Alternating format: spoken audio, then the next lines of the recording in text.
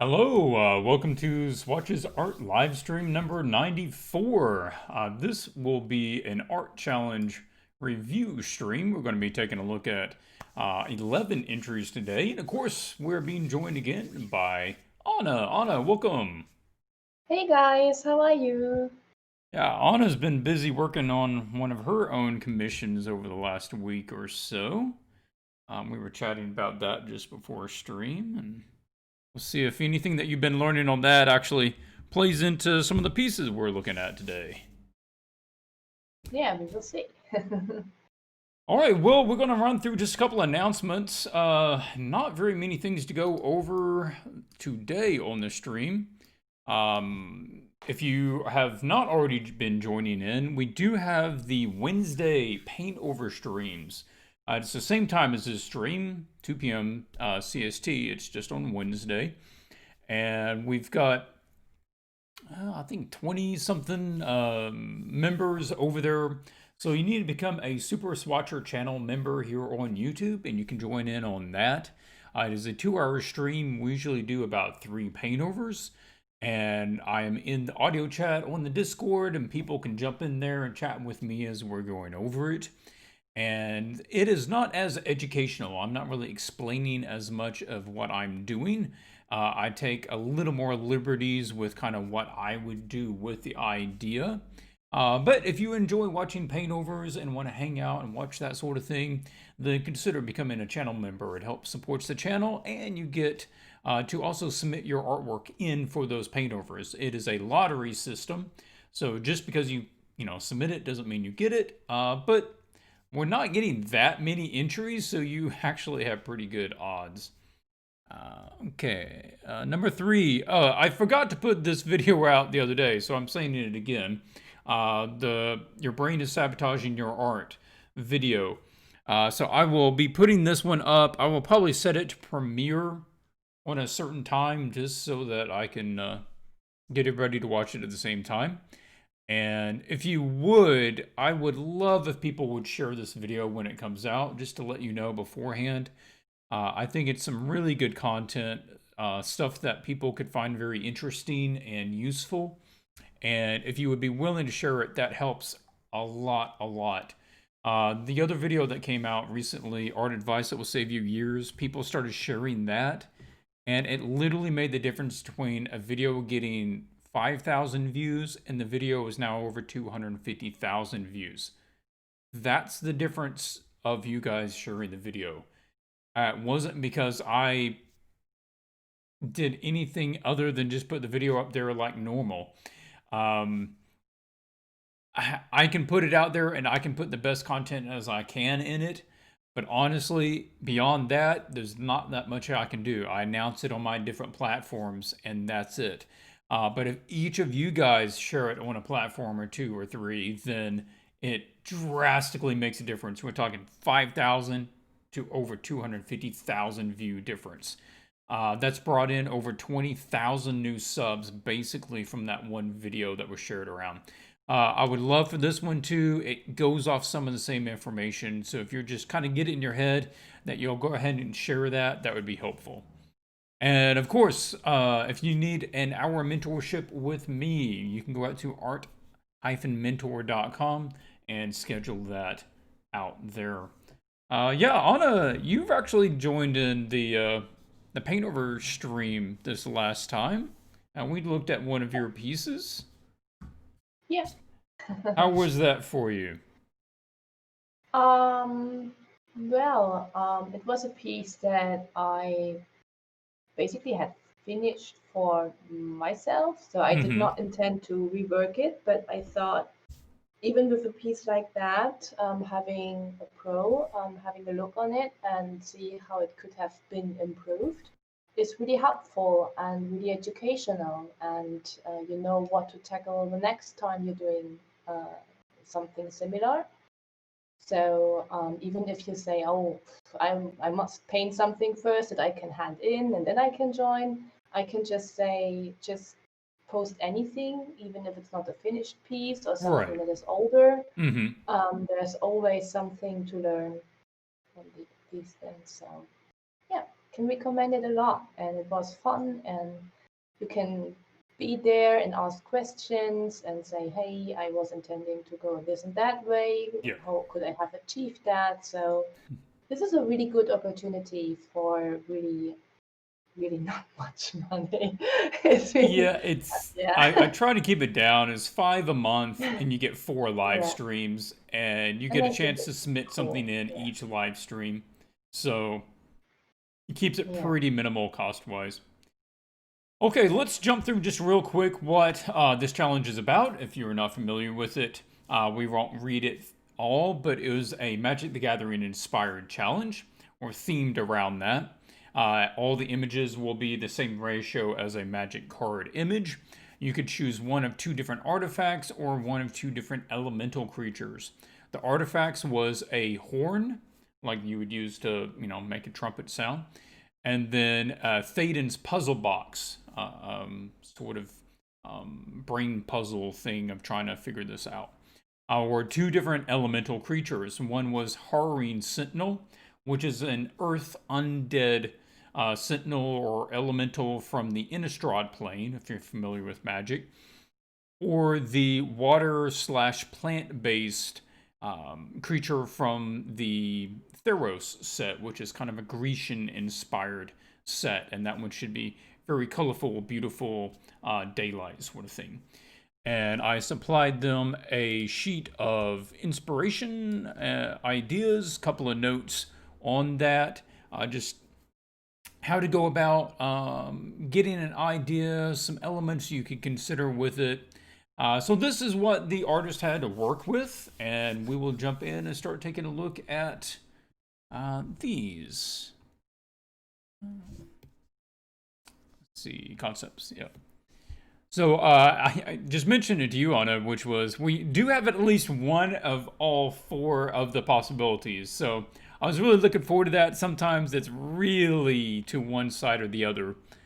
We have more of the Harrowing Sentinel than anything else, but that's cool. It's a good subject. Yeah, But definitely. It's so interesting to compare and see what the different approaches were. So really mhm. nice, guys. You did a great job. I, I think this one gave people more option to be like, do they want to do something pretty? Do they want to do something dark? Do they want to do a creature? Do they want to do an object? And looks like it's got a lot of attention with that. All right, so Alexi is up first, also known as Alex Smith. Had a couple of comments saying that I hate pain, I hate working digitally. Alexi, this isn't a digital only challenge. I mean, most people work digitally, but it doesn't have to be digitally. You'll obviously, if you do it by hand, need to take a photo or somehow get it to me digitally. But that's not one of the strict, rules. How does one get a consistent line on a tablet? Well, if you're using one of the tiny, tiny tablets, like they make a super little one that's like 4x5 or something, that could become difficult. But I mean, I just have a standard bamboo pad. What is it, 6x9 or something like that?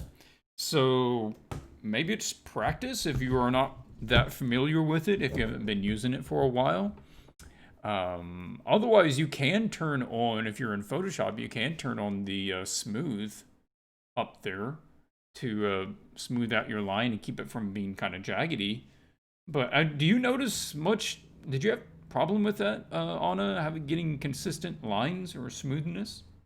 Um, I think until I met with Swatches, I always used the bamboo.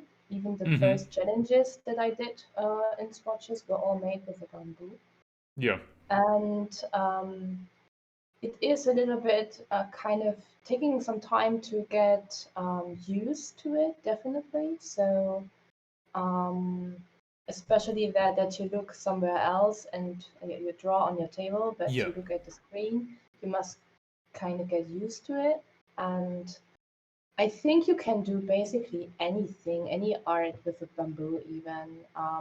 The tool doesn't make the artist, but yeah, I must also say that this antique that I own and use is very comfortable to use, and I like. This is why I'm for Cintiq and not for Huawei or the others. Is the paper-like feel of the screen while painting, and I'm much of a haptical person. That means that um, I enjoy a lot of things that I don't know, like feel good or stuff. So when I touch something and I like how it feels, then I can enjoy it much more. And it's the same while painting. When I have like really super glass-like screen, like I have with a Huron, then I don't feel so comfortable. I also have a Surface Pro, and it is super glass-like, and I don't like painting on it. But the Cintiq was for me really love with the first stroke, and it is super expensive, and I know Yeah. not everybody can afford that. But for your work and what you can do and how good you are as an artist, it doesn't matter whether you have a bamboo or a Cintiq Pro. Yeah, that is the statement that I can give here. No, you're right. It does take a while. There is a learning curve where it's kind of like your brain has to make the connection between looking one place and moving somewhere else. If you're not used to that, realize that it does get easier. It's kind of like playing a video game. You have to first learn, which button does what, but after a while, you're not even thinking about the controller at all. You're just paying attention to what's going on the screen. So just stick with it. Yeah. Okay, you said, anyway, I spent most of my time figuring out what the overall design should be. That's good. That's the stage you're in right now. Gathering lots of references. Now, when I look at it, I realize I probably picked the wrong concept to work on. Maybe the one with the shadow figure of a person entering a dark room where the horn lies would be a better one. I'm assuming you're looking at talking about the first one over there. As far as the shadow variations, I knew I was going for rays of light, following an angle on the horn in person, so I didn't see much options there. And as for the background, I did several variations of shadowing. Okay, this is one where, and tell me if you agree with this one, Anna. Having read over the brief, like one of the things the brief says is this is a black horn. But obviously the concept is not giving us a black horn. And it doesn't specifically state the size of the horn. It's not giving any indication that it's anything other than a standard horn.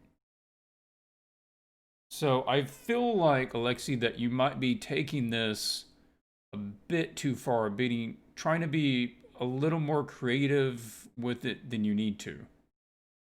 That you're almost, in a way, you're almost overthinking it. That you essentially now, because you've moved back so much, this has essentially become a location. This is almost about the room with this giant horn and the person who's in the room, not necessarily about this one unique item, this artifact. And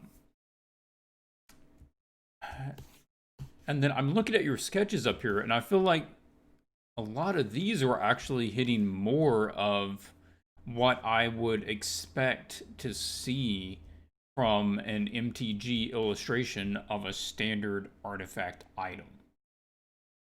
What's your thought on that? Did that hit you any of that direction? Yeah, so it is a little bit tricky. I also think from the sketches, for example, for my personal taste, number 2 and number 4 would have worked very nicely because they're very dynamic. So 1 and 2, except for the shape, are basically the same composition. So Yeah. I think that these 2 compositions are dynamic and having the horn as a center focal point that is easy readable, understandable what this piece is about. The second thing is a composition like you choose can work, but in order to show something that is huge, tell me if I'm wrong with that, but my instincts tell me to put the camera at a low angle and make you look up at it rather than be standing somewhere and looking down on it. Yeah, it's And the that whole or compass, even moving the camera left or right so there's a sense of depth. Right now, everything is just super flat. yeah. Um, So I think also the composition does not work at this stage. And usually you are the type that says go with it and continue. And but mhm. in this case, I might recommend to go, to be honest, with one of the other sketches, but it might be my Yeah. personal. Yeah, I've got to echo your sentiments as well. If possible to make a concept work, I'm going to usually say let's just try to go with your idea. But I feel like some of your earlier ideas, particularly, in fact, any of these could really work. And it depends a little bit how you pull it off as far as the lighting and the color. But I think any of these are workable. I would personally probably go with this concept 4 if I was just to pick one. The design of it seems a little odd. I'm not sure. I guess he's got like other pipes coming out the end of it. It is offhand. I'm not sure where you blow into it, like how you utilize it. I kind of like the idea that there are smaller pipes that would come out of this side, breaking the sound up into maybe, multiple tone levels. And that's really interesting. But then I would want to see this end maybe like curl around so that somebody would be, could stand right there and it's clearly you blow into this spot and then it goes through this whole thing and it comes out. And I might even make these bigger and make that a more of a focal point. And there's basically these big trumpet ends of various sizes on the other side.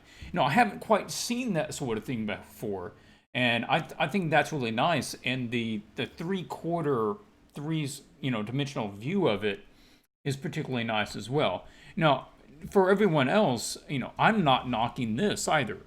This sort of straight on view of an artifact.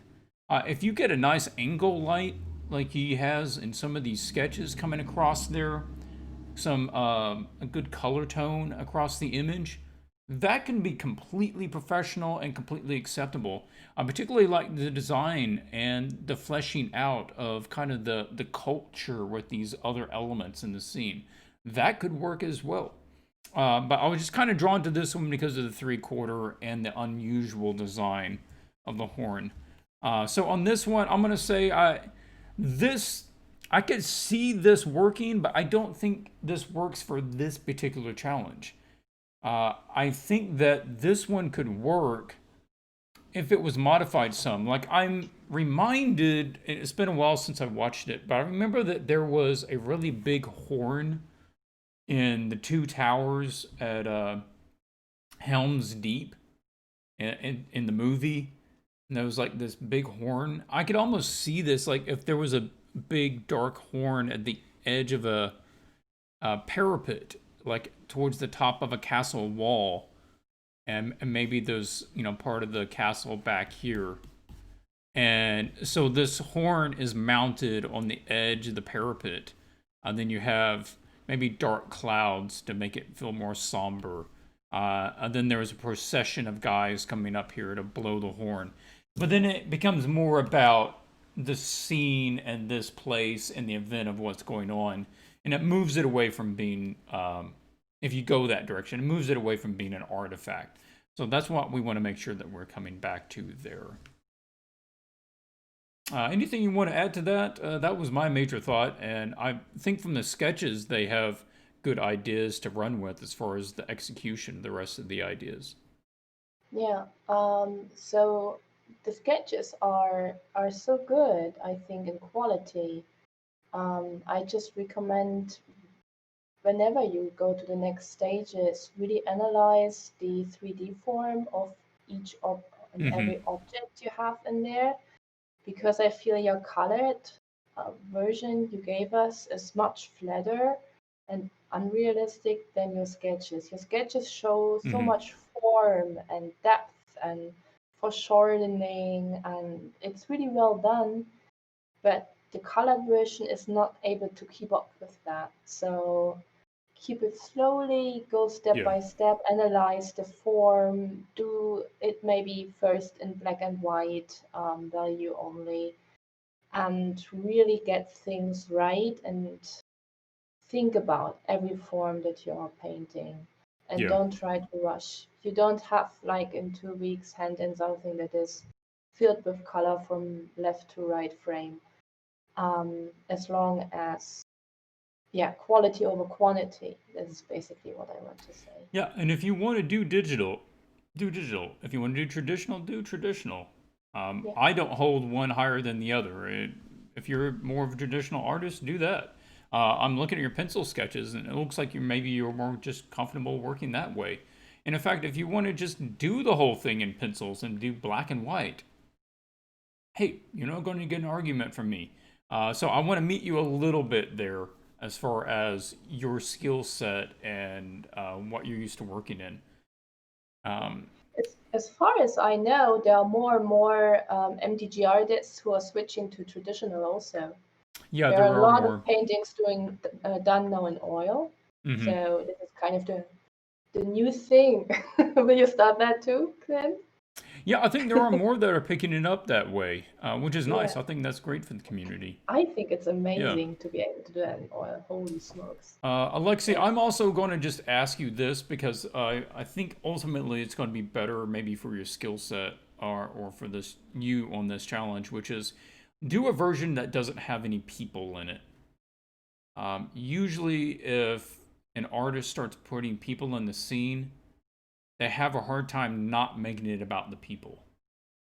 And that's just generally the case if you add people into a scene, that the viewer adds more importance to the person than to the object. So try doing one that does not have any figures in it, whatever your final is, whichever design you go with. So that's cool. I really like some of your ideas. I think maybe you just get a little, a second guessing, your concepts and trying to be a little too creative in that direction. But your earlier runs are quite strong. Let's just go back to one of those and build that up. So Anastasia is up next. Anastasia has some notes. Join that challenge for the first time. Anastasia, welcome. Good to have you jumping in your first challenge here. Didn't have enough time to clean up the sketches. Sorry about that. Hey, we understand.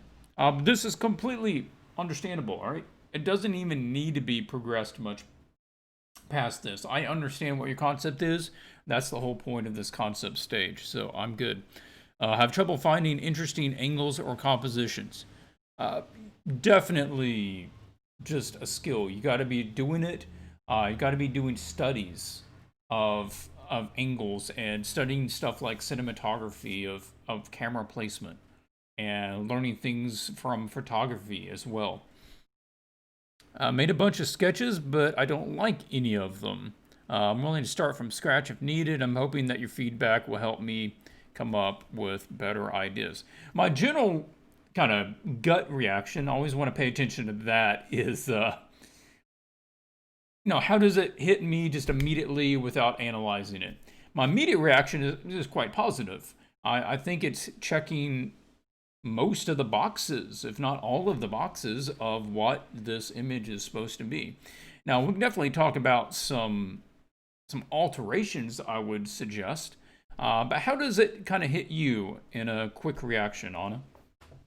So I think all the sketches are very beautiful and wonderful ideas. You know well about composition and using space in a painting. There is no lost space to be found in Yeah. any of these compositions. This is Mm-hmm. really well done. Yeah, let me And zoom up also on the, some of those.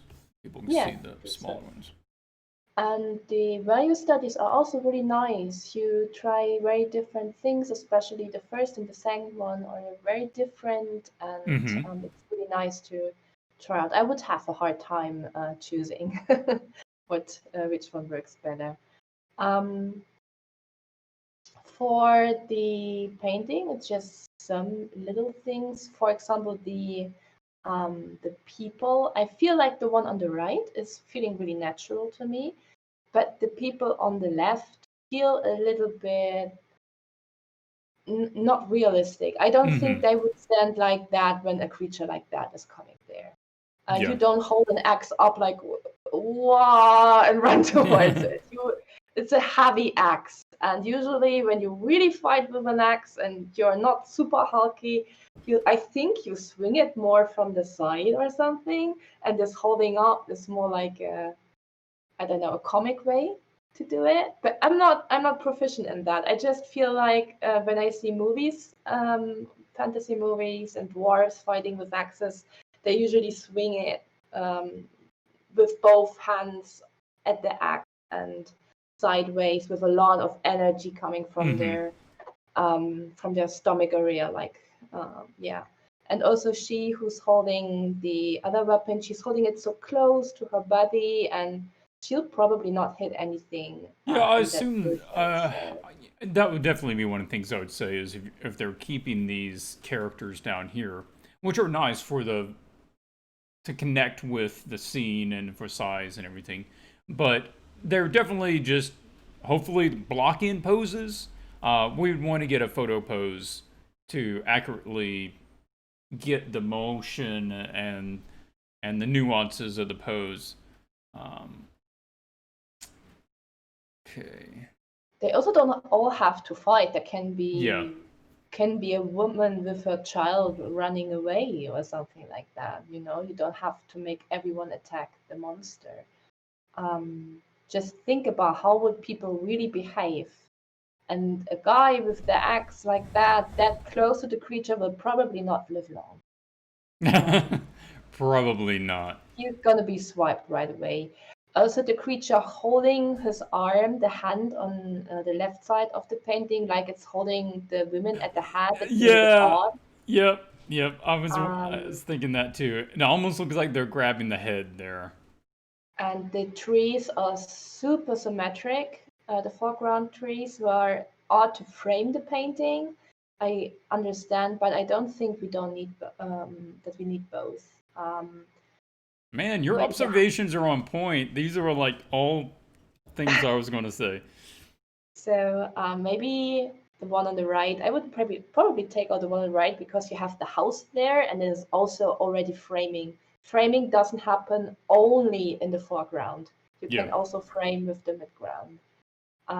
You have this in the environment reference. They framed this painting too, but there's just one on the left in the foreground and on the bottom, the bridge. So you don't have to make a full frame all around the painting Yeah. for that. Okay, before I forget, I actually forgot to put it in the announcements. I made a mistake, guys. Oh no, what happened? I completely blanked on putting the Group 2 tickets up last Saturday. Completely forgot to turn those on. So wouldn't they start selling tomorrow? Am I off now with my? well, this is Group 1 of this challenge. Yeah. Group 2 should have had the tickets already. Should have had it last Saturday. Well, I forgot. Yeah. So I'm going to put them up tomorrow, Saturday, which means that you will only have a week to do your concept. That's not, that's half the time you normally would. I apologize. But if you guys do want to hop in, it will stick with the same schedule. You'll just have a week less. You'll have 3 weeks to do it instead of 4. And just a week for your concept. Now, I'd say just do something like this. The same sort of thing that Anastasia has here, which is just a black and white. If you want to do just a quick color layer over it to let me know kind of what the colors are, that's fine. Or you could just throw a color reference on there and say, I'll be matching something like this. And that works too. So yeah, 12 tickets will be going up tomorrow. Normally, that's not the schedule we follow. I just had a brain fart on Saturday and didn't put them up. So that will be happening. If you do want to jump into this challenge, be swatchesart.com There'll be 12 tickets going up sale there. And Okay. let's be honest, most people start in the second week anyway. Not in the first week. They're like, I've got 2 weeks. I can start next week. Laying the truth down right there. That is So, true. most people procrastinate. So see it as a challenge with no way to procrastinate. Yeah. You must do the job. Okay, well, I want to give feedback 2 different ways. One is if you go with this one is if you go with a different concept. Let's talk about this one first. There's a lot that I like about this one. I would adjust it so that you'd zoom the scene out just a little bit. I don't really like the back getting that close to the top of the scene. It's too tight. Either it needs to clearly go off the scene, which I'm not a big fan of, or we just take it down like a little bit. So here, I was curious about dropping the angle a little bit to try to make him kind of bigger, a little lower angle. And in this case, what I would do is I'm going to get all of this, copy, paste it. So I just have that on one layer. And then I'm going to grab Missy. I'm with you that I think Missy here is probably the best of all the figures. Even if we just used her, I think that would be okay. So now I've got background. I'm going to grab this bottom section down here, kind of below eye level, and we're going to squish it. Turn her off for a second. And then I can move all of that down, and that gives us some room. Then I can also play with a little, I'm going to just do some cheap perspective here. And just force it kind of like that. Go ahead and bring the scene back out. Then we're going to do some cheap warps.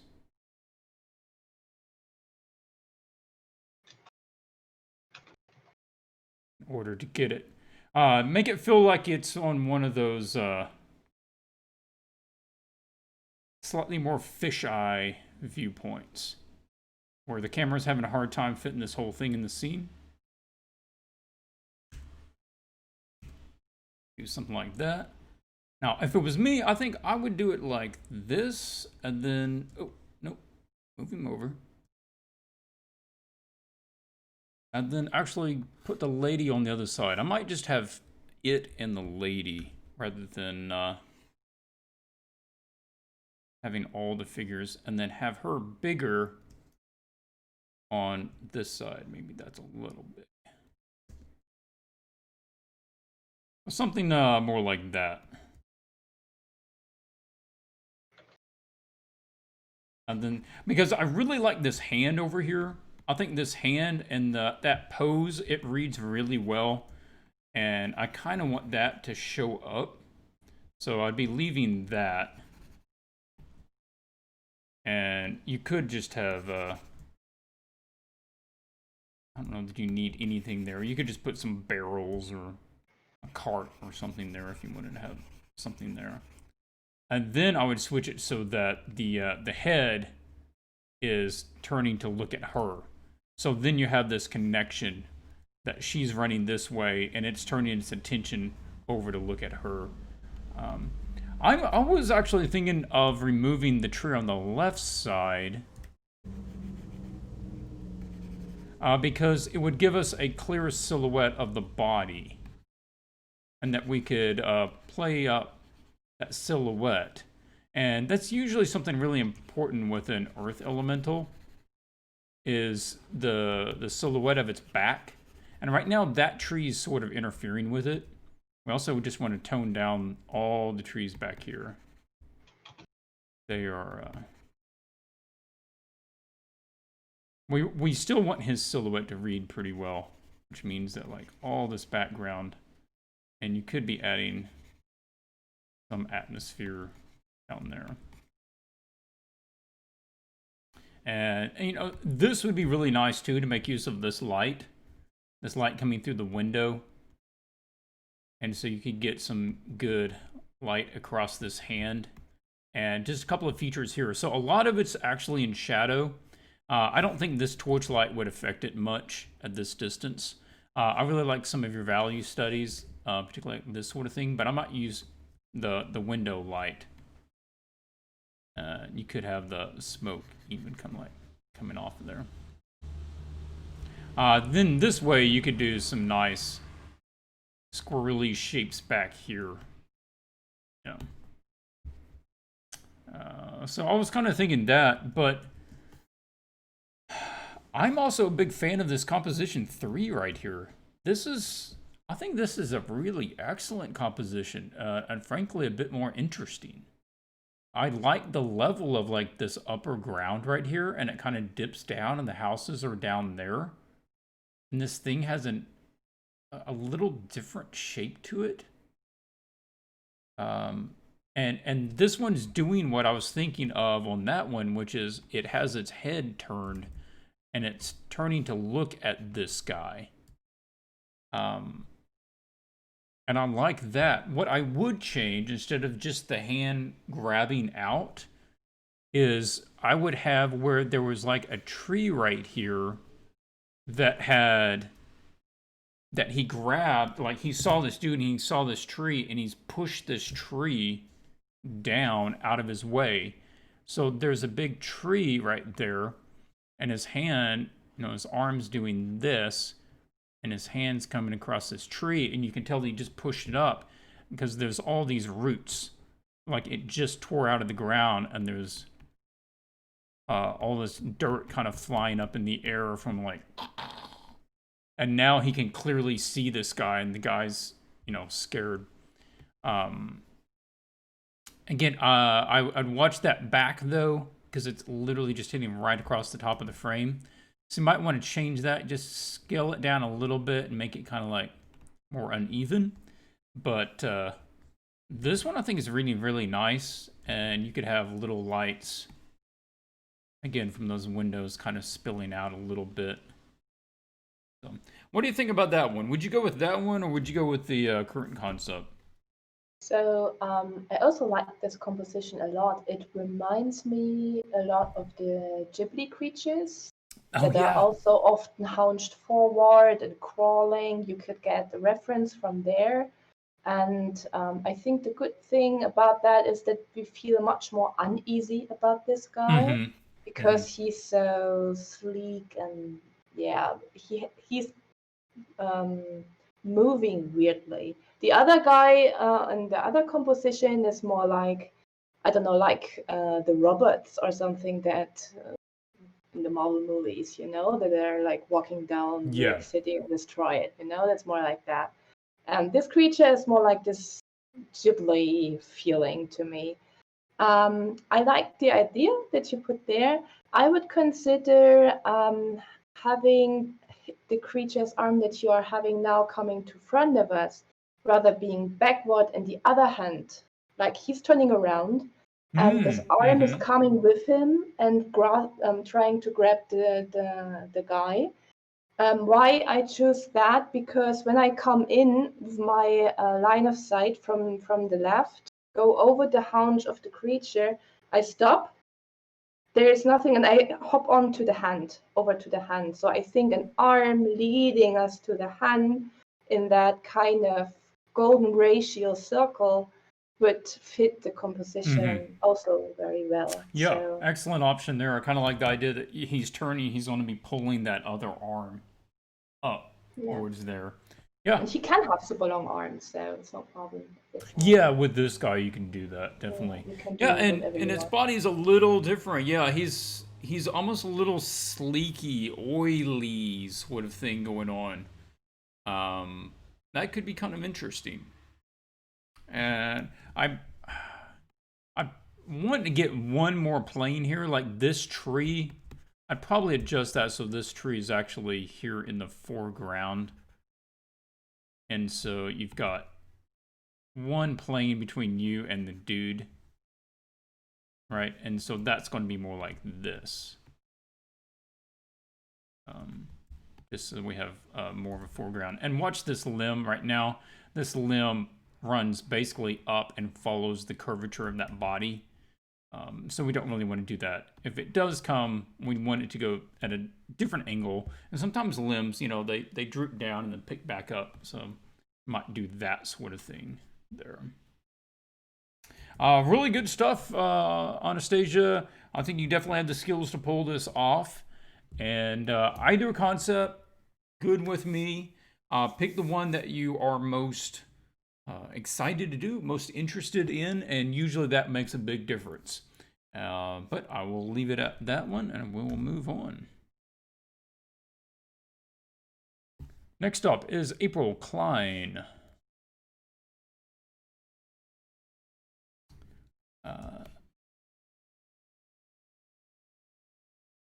How should I be thinking when trying to fit an epically huge 20-foot character into a landscape image? Generally, I find this difficult. It can be difficult. How clean should the sketch be? Sketches can actually be quite rough because of the way that you can paint, the styles. So, like, you have clean lines here, but somebody else could do all grayscale with big brush strokes. But the main thing is the concept. It is the concept submission. So would the art director understand the concept of what you're giving him? Right now, I'm having some problems with that. Just looking it over, I'm not entirely sure what I'm looking at in some of the things. So you can do clean lines, and I pulled this up. These are some concepts I submitted for a book cover with the Pegasus. And so it's a combination of my rough sketch, and then I redrew the rough sketch, so you can see some of the faint lines, and you see my more refined lines, and just basic values, so that it's understandable everything that you're looking at. Now, everything's not overly detailed. I'm not drawing all the feathers on the scene. I'm not drawing all the little bits in the wave, and there's a lot of stuff that I'm not doing, but I'm just have to make it so that it's completely understandable of what things are to the art director. So yeah, and I didn't even do color on those, right? And the same thing.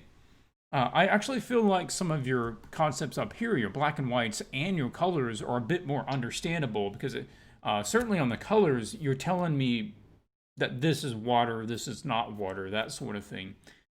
So if you pick one of those, then use that as your main image, because this one's a little more unreadable than some of the other concepts. You took a look at this, I assume, Anna. Yeah. What was your initial thoughts? Yeah. Before heading to there, I must really ask you, Clint, could you please just paint all of the Pegasus sketches you did there to a final one? I just love everyone. Oh, yeah, Every I have course. an open weekend coming up. I'll just take care of all those. Please do. They're beautiful. I just love looking at these. You see them also in the new material that guides you through the whole painting process, and he does a lot with these Pegasus. And I really must try hard to concentrate on the information you give there, because I'm just eyeing at the beautiful Pegasus that you painted. Okay, sorry, April. Now we get to you. Yeah, I had the same feelings like you. For first, it is hard to fit a huge character into a landscape painting, yes. Especially when you go so close on that character. And you have your references on the left, and you see these characters are on a vertical kind of composition. So I don't know why you choose then a horizontal one and not go for a vertical. It has to be horizontal because that's the magic card ratio. Yeah, but the ratio, you can cut off the top part. You know, you just need to do it that you just see the top. You know, like we did with the monk ones. We had vertical monk, but you must think about the what is visible in the card. At least this is how I worked with my company, that where I was painting cards for, we had to do a full vertical one, but just Oh, part of it was no, with visible, of course. Magic, only the planeswalkers have vertical cards. Oh yeah. It isn't an image that's cut off. Like, literally, this is all the image, is just this. Oh cool. Didn't know that. I was always Yeah, wondering why some are and some aren't kind of. Yeah, that makes yeah, sense. there's only if it's like an epic card or a character or a planeswalker, there's only a few things that get to be vertical. Otherwise, that's one of the challenges and that the magic artists face is they're often asked to draw basically vertical little vertical subjects on a horizontal frame and having Yeah. to figure out how to manage that. Um, Well, you must zoom out then, yeah, I you've got think. to. That's what I was kind of playing with is Because right. otherwise, how will you know about the scale, you know, if Yeah, there's nothing to compare? and you don't always know. Like this water dude, who I really like this image, this reference image over here. And if you do that sort of thing with your water, I'm all for it. I think that's lovely.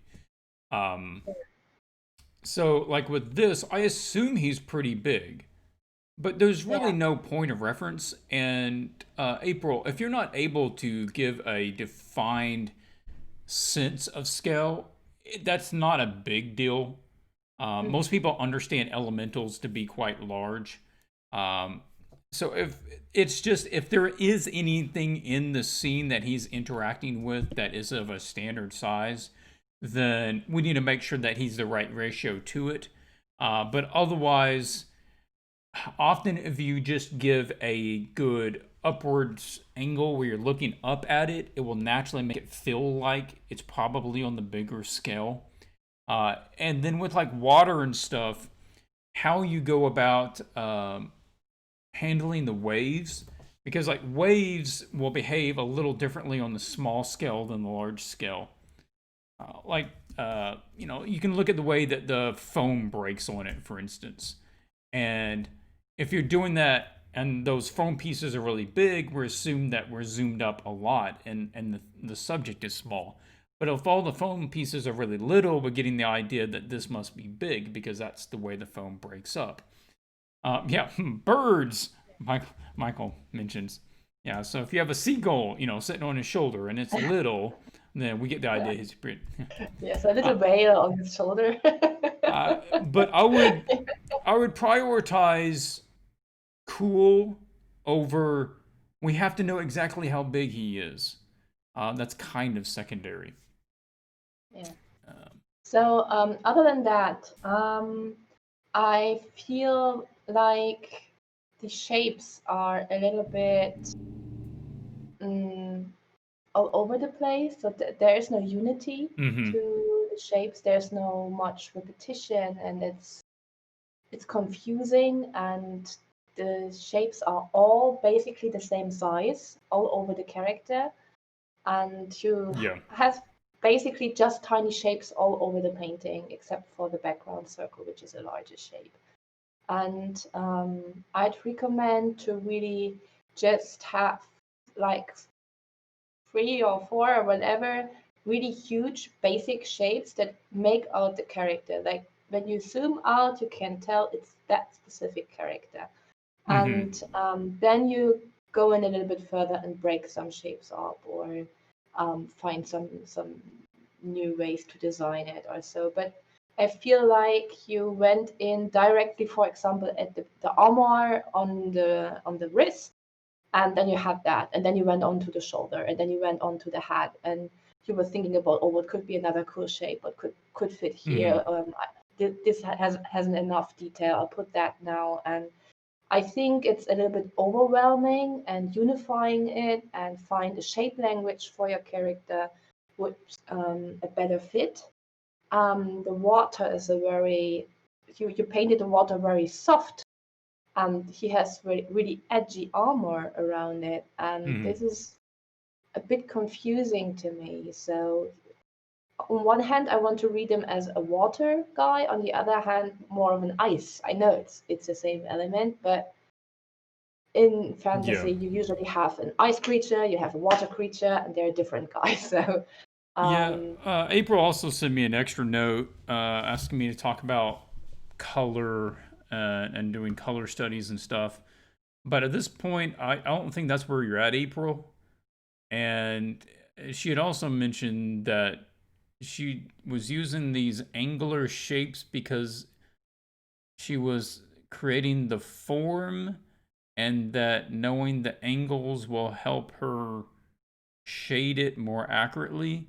But I don't think that's true. I don't think that you're putting these in for the volume, because these aren't following volumetric, you know, proportions and accuracy.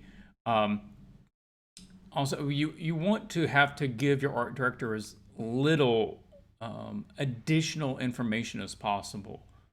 Having to write multiple paragraphs to explain the idea shouldn't really be necessary. If you want to mention a sentence or two, and sometimes I do, um, just to make clear, oh, I'm going to add this thing at this later stage, or I'm going to draw the character first and then I'm going to add the background, um, something like that, then that's understandable. But otherwise, I have to assume that, as you know, playing as the art director, I have to assume that this is what the final is going to look like. And if you plan on doing some sort of redrawing of it between now and then I'm not really comfortable signing off on this, because I actually don't know what you plan on doing with it. Uh, so if we look over here at this water guy, like you were talking about shapes, and if we look at this guy, we can see the kind of shapes it uses, like these big, bulky, kind of round shapes. But even as indistinct a form as water is, you get a really good sense of the volume of all of this. Now, he's got all these rounded forms, but you can actually see that he's broke them down into angled areas. So, like, this is an angle, angle, angle, angle, angle. So he's building up the volume of all of this. This is really, really well thought out. Right? Look at this. You can just tell the volume of all of it. And you could run contour lines around it, and you know that it's going to be accurate.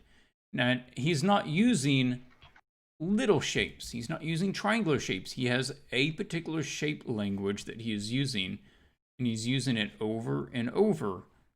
And this is what we need to be looking at, is what is the shape language that you're using on this guy. Right now, we're kind of using everything. All right, we're triangles and squares and pointy things and rounded things and all the things.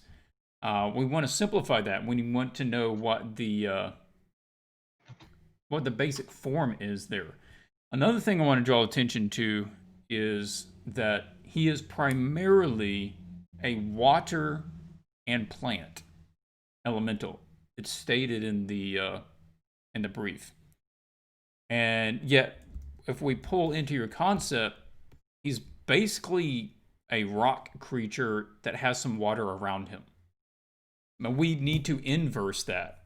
It'd be better that he would be mainly water and has some rocks around him than the other way around.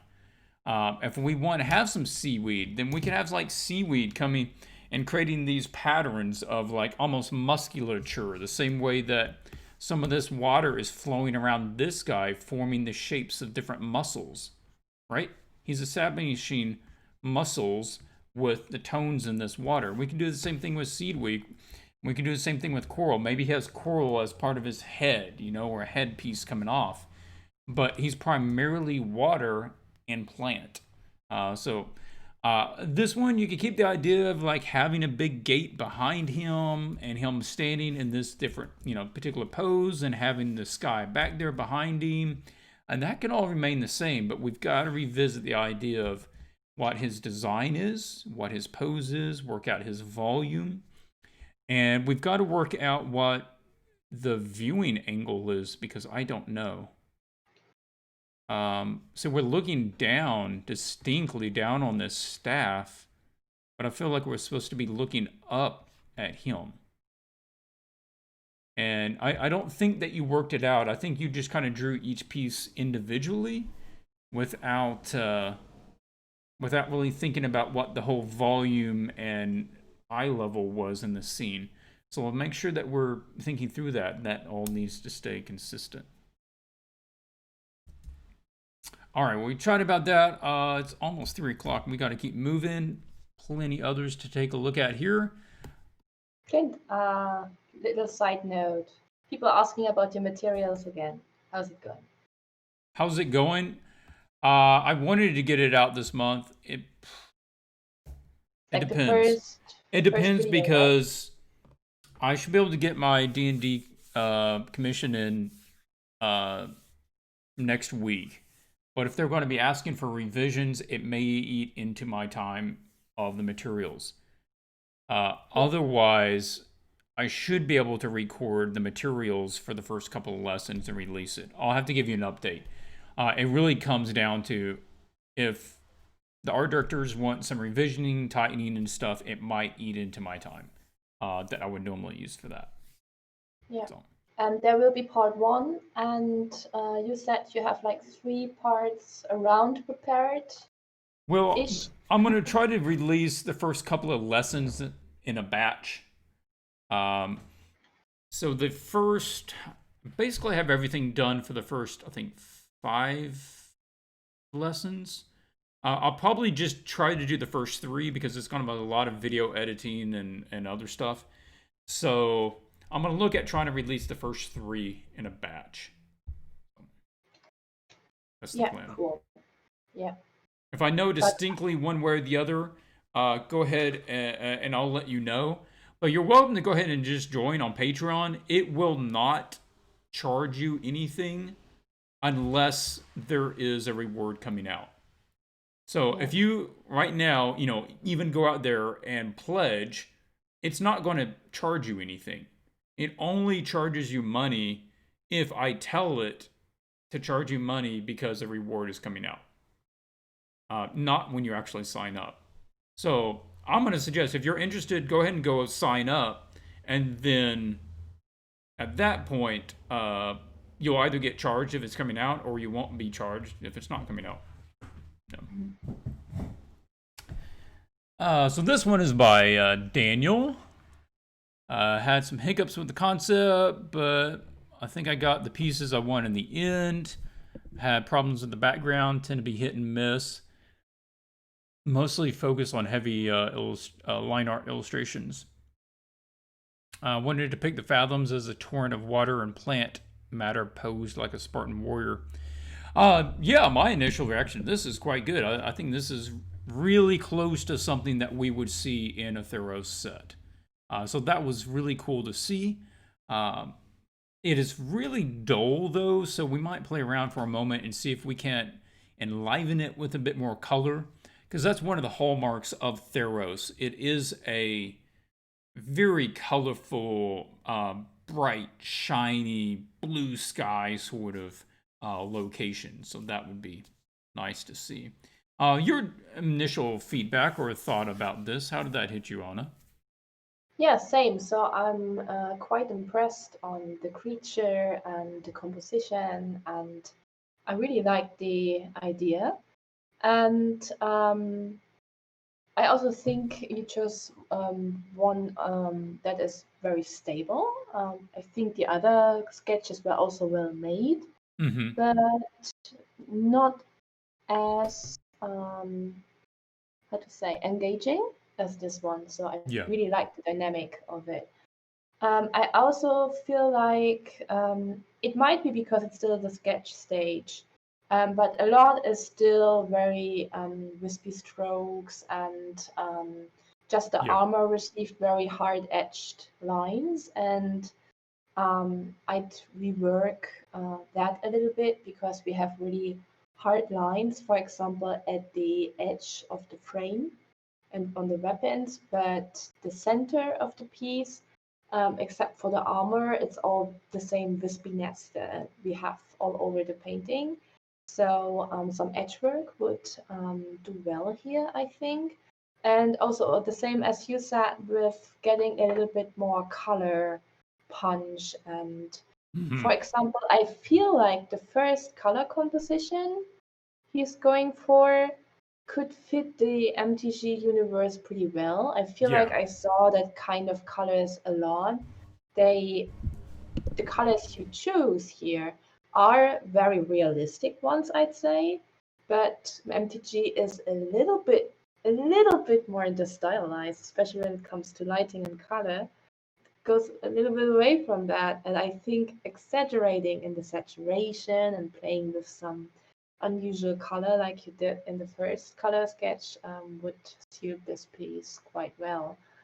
Um, the hat and the helmet are completely side view. We could maybe consider putting this also in a different angle. It flattens out the hat a little bit, so the body is very cool. But the side view on the hat, I'm not sure yet. It depends a little bit, I guess, on the rendering as well. Um, yeah, I'm was wondering what is behind the creature. Is that part of the weapon, or is this his Oh, the weapon? just thing in the Or background? yeah, it looks like a big round chain saw or something like Oh, that. I think over here it's a shield that has water flowing around it. Yeah. Ah, yeah. Now you say it. That's my Hmm. guess. If you can Yeah, pull it off so that it's understandable as water, that's super cool. that's If cool. Yeah. not, just give him a regular metal shield. Yeah. Maybe different color than his body. So it looks like he's sticking his arm through that thing and swirling his hand super crazy around on the other side of it. So make it look not part of his body somehow. Maybe I don't know. It's hard thing. I would have to think about that more. Yeah, but make this a little bit more readable. I like how one hand is like nearly going into the water, and you don't push yourself making everything super visible. What many people do when they start out, for example, with art or doing such a piece for the first time, they try to show everything, and they're having a hard time obscuring something or hiding something from you. And I like that a lot. Yeah, making the water maybe more watery. When it comes to color, it looks a bit muddy. Like you have in your reference, this green, I think, would, or the blue you have in your color comp would be cool. Yeah, so I'll make things, long things short, some values, some edges, and the color could be improved.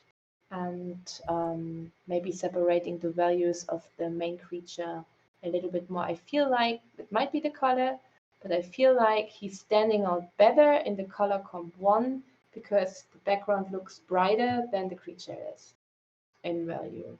And in this greenish one, it looks all kind of mid-tone value-ish. So you can push that contrast much more, I think. I also like the higher contrast that he has, like in the value 2 and 3. It's also a nice idea to have like the creature being brighter and the armor being darker. But yeah, which one to go to? I think Clint must give his opinion here. I was just thinking about punching up some of that color, getting an idea of maybe some brighter sheen off of some of that metal, and getting a bit more of that legendary Theros gleam to everything. Really give a nice pop. And for the background, I would play that up a little bit and make use of some of the composition space here. I was thinking, what if we had used more of a composition like this, and we can have like I was like, particularly like that tree up there.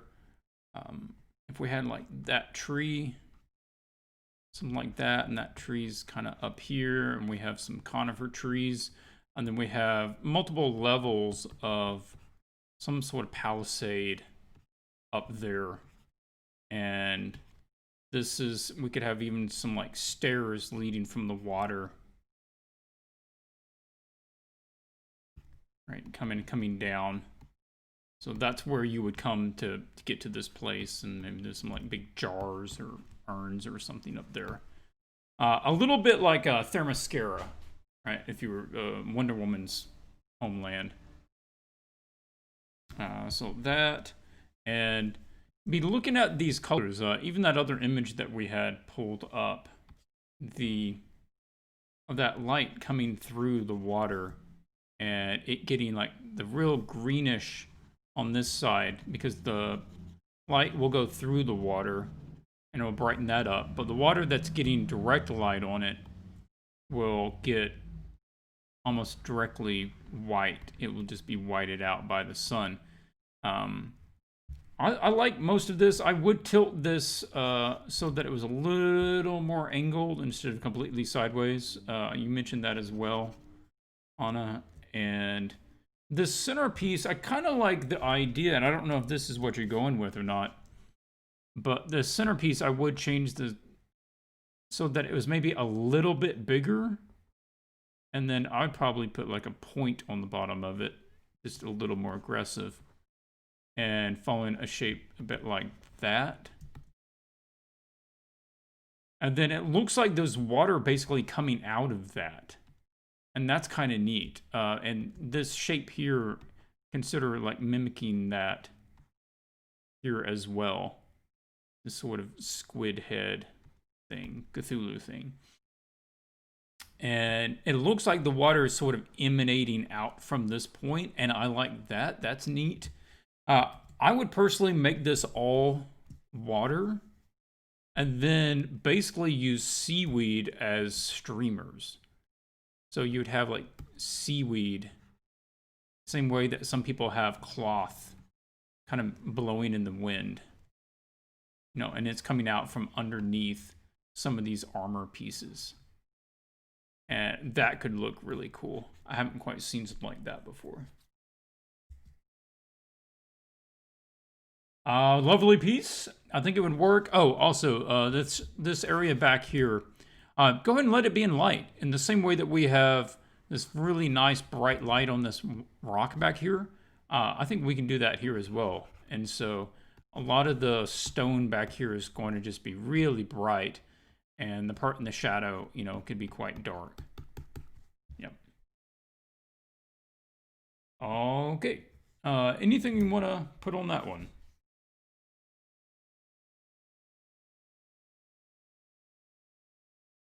Nope.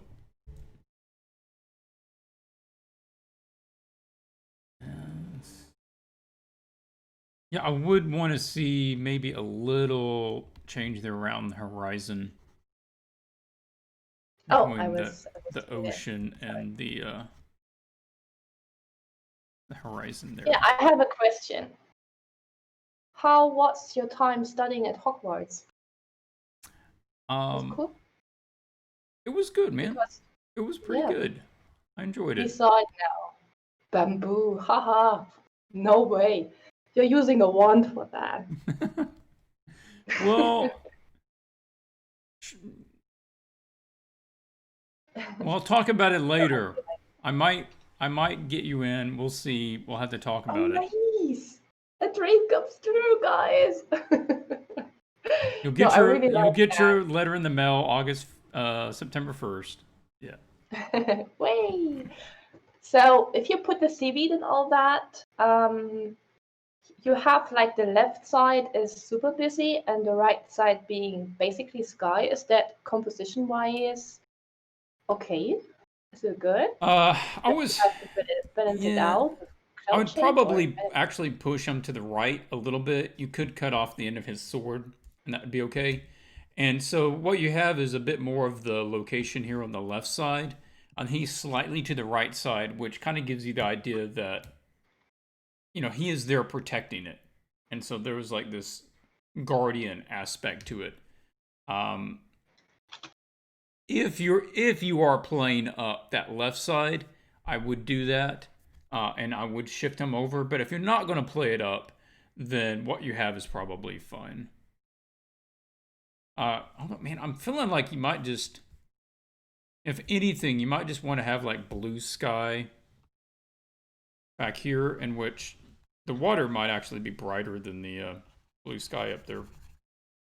And then just have clouds on this side. That would actually offset pretty well if you just had the clouds more on this side back there, and then all this just remains blue. That would feel better, wouldn't it? Yeah, it looks really nice. Wow, cool. Looking forward to this one. Yeah, that should be nice. I think this one is falling very much in line with what you would see from a thorough set. Cool stuff. Yeah. Christina is up next. Okay. Okay. I pulled in some extra references we'll chat about. This earth elemental is overgrown plant husk full of larva eggs and poisonous slime. Then they fully grown will spawn from the ground, turning the land into a putrid swamp. Melts flesh. Lady in the front has her legs melted. Wanted to clarify that. This is my first time designing a creature, so very curious what you'll think. Okay, well, the drawing is very understandable. I can follow along, and I get what we're looking at. I get how the scene is playing out here. But for this one, I think this is another case of the concept itself, the idea of the scene and what's going on. And there's a difference. I talk about it in the illustration process, understanding the illustration process. If you haven't picked it up, or if there's other people that kind of run into the same issue, I'm gonna really suggest go picking up the illustration, understanding the illustration process from the store. I've put a lot of time into that one, and it has a lot of good information. And one of the things that I talk about in there is there's a difference on how you have to use your creativity on your images versus a client image, and that there is a certain way that they were looking for your creativity to be used. When, for instance, let's talk about if I get hired to do an image of Jace, the Planeswalker, they aren't interested in my rendition of Jace. They're interested in me rendering their Jace as he is with my ability. And there's a difference, right? They don't need me to give them my interpretation of the subject. They just need me to give them their subject with my skills. So in this case, what you have done is you're giving me what you were inspired to do by the brief rather than the brief. And on this is where we have to go back and rework the concept. Because this is an elemental creature from MTG. These are elemental creatures from MTG over here. MTG elementals already have a design. They have a particular semi-humanoid look to them. And they operate on 2 legs and 2 feet most of the time.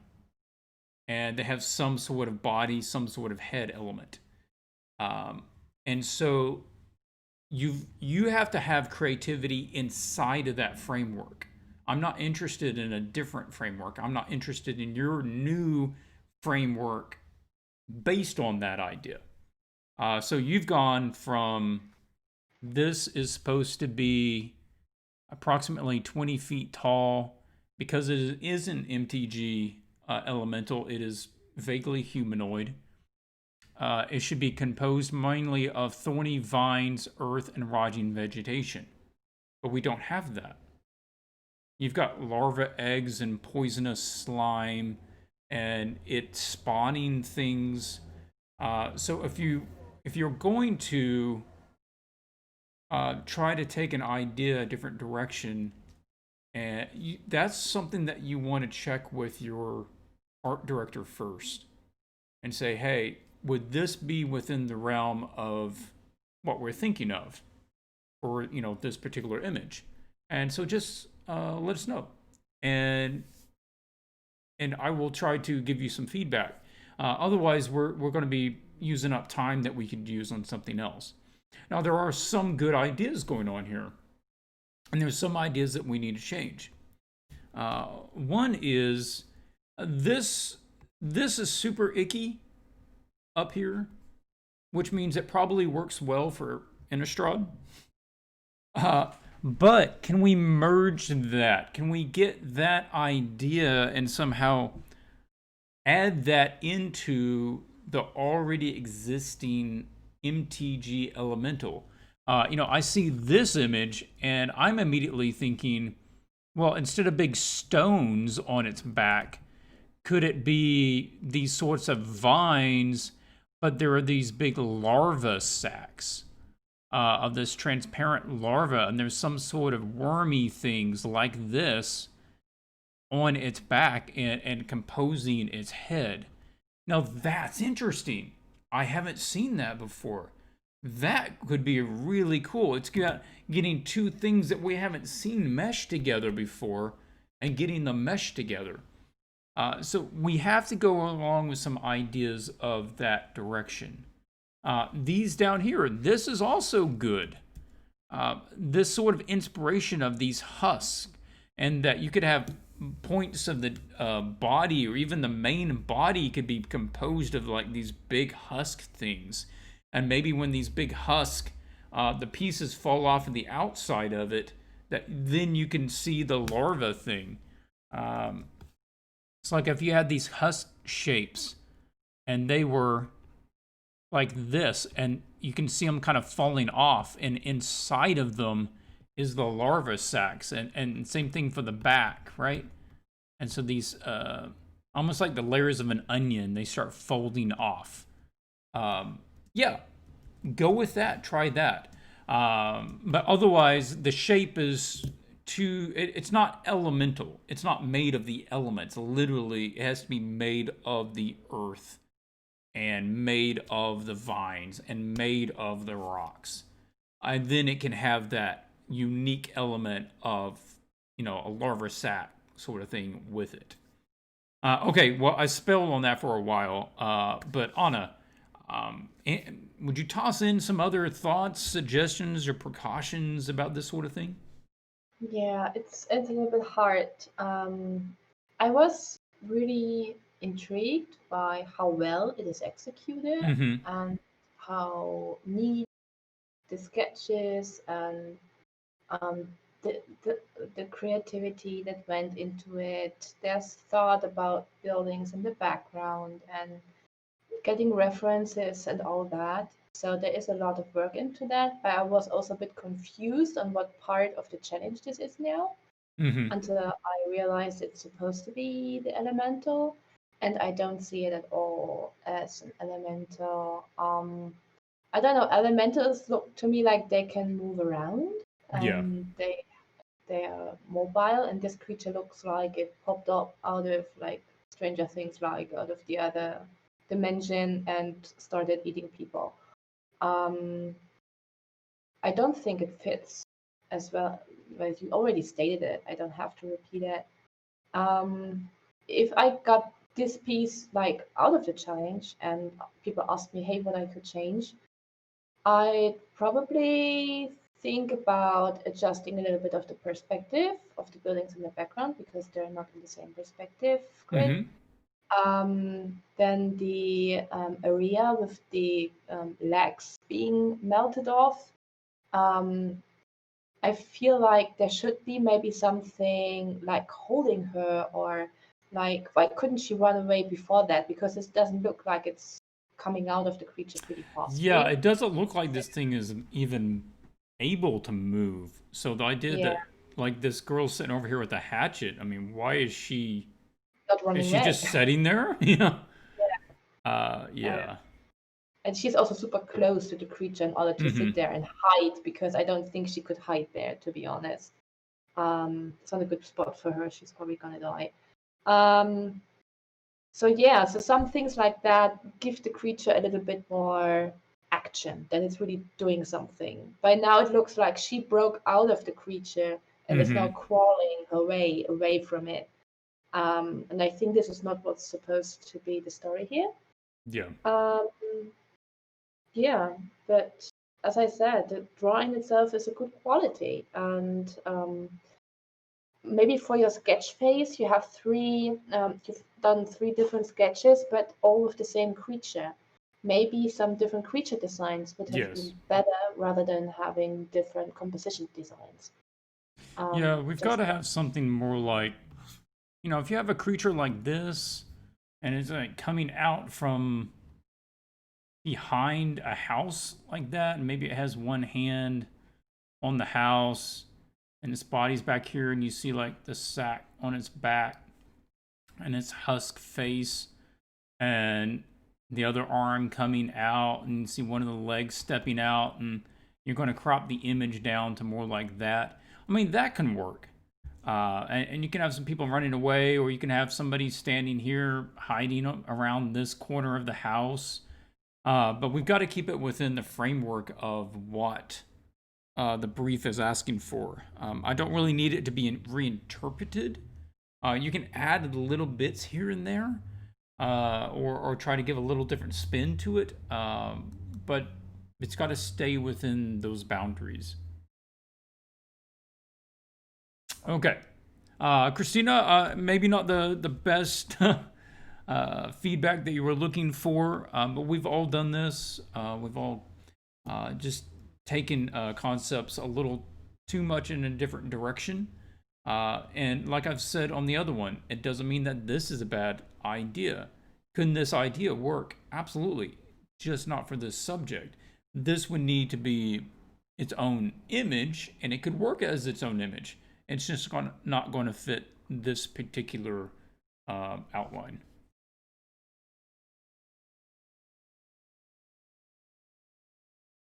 May is up with Horn of Sorrows. First time not doing a cartoon. So yeah, well, welcome, and that is a big thing to just jump in an art challenge, having never done anything other than cartoons. So if you're struggling with it, I completely understand. Struggling with pretty much everything. Move the window down a bit so the cast shade isn't spot on anymore. You get the gist. Want it to have a silver wing. Is there a way that could work? I want the chains, but not too fond of them. Okay, this is one. It's got some pros and cons here. The backlight over the object on a simple pedestal, that can work, right? And that can work. The issue here also has to do with the idea, which is this is a horn used to announce things. But this isn't a horn. There's nowhere to blow into it.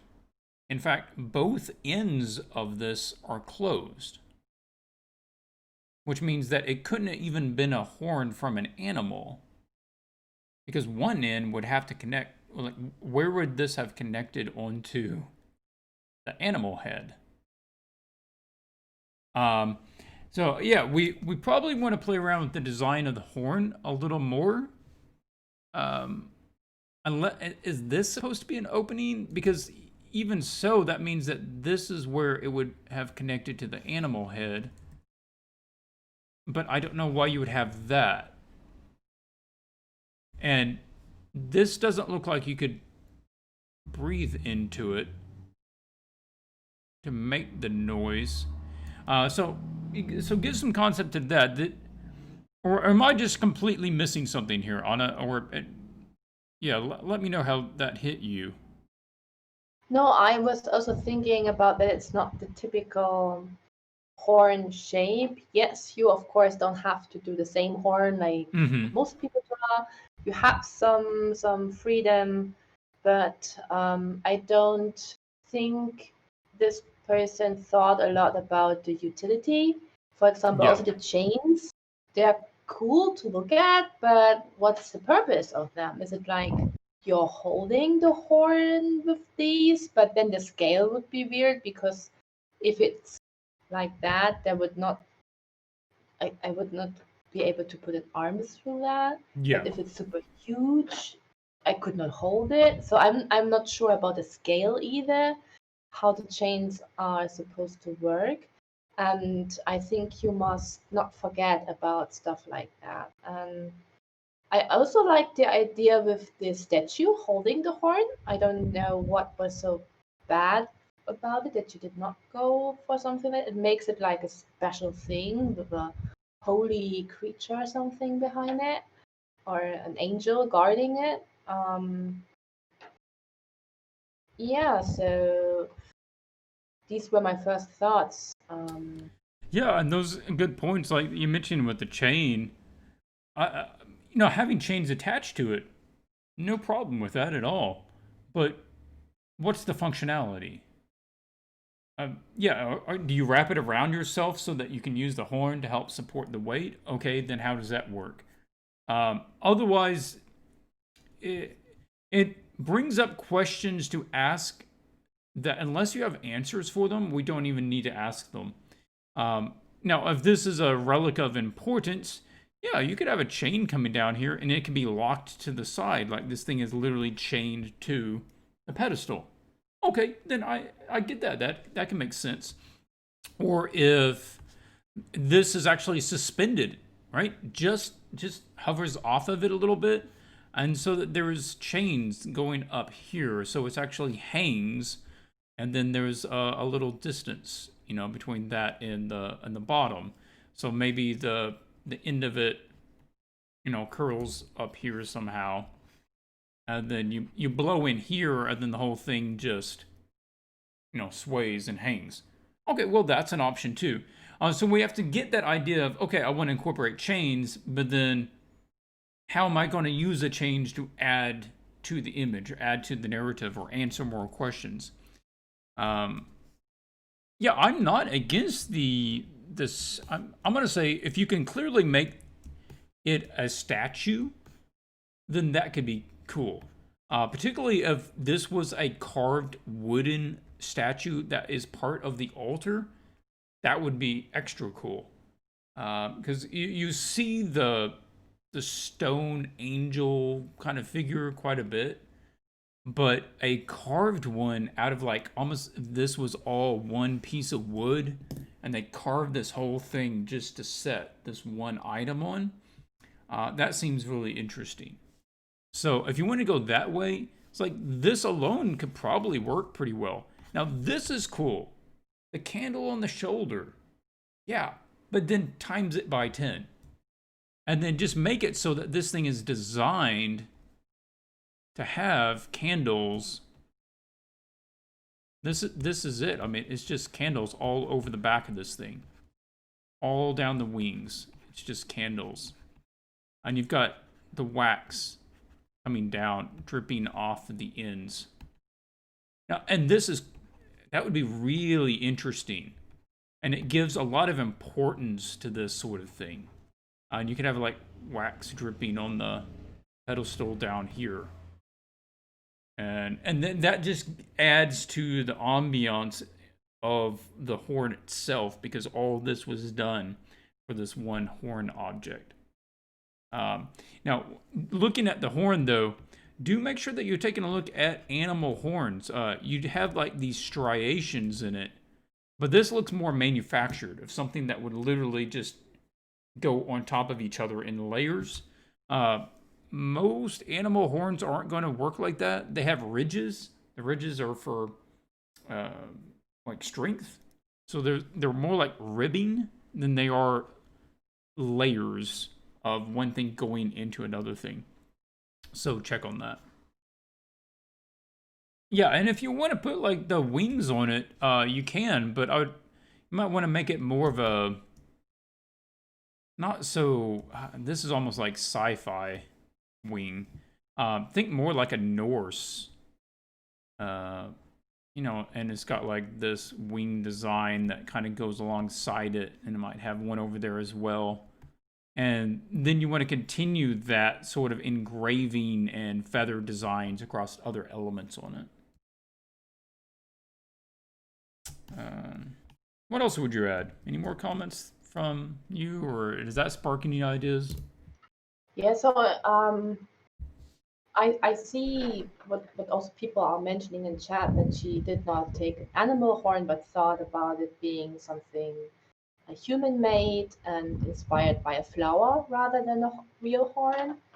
And of course, she can continue with a design like that, but still, she must find an in between where it is still readable as a horn.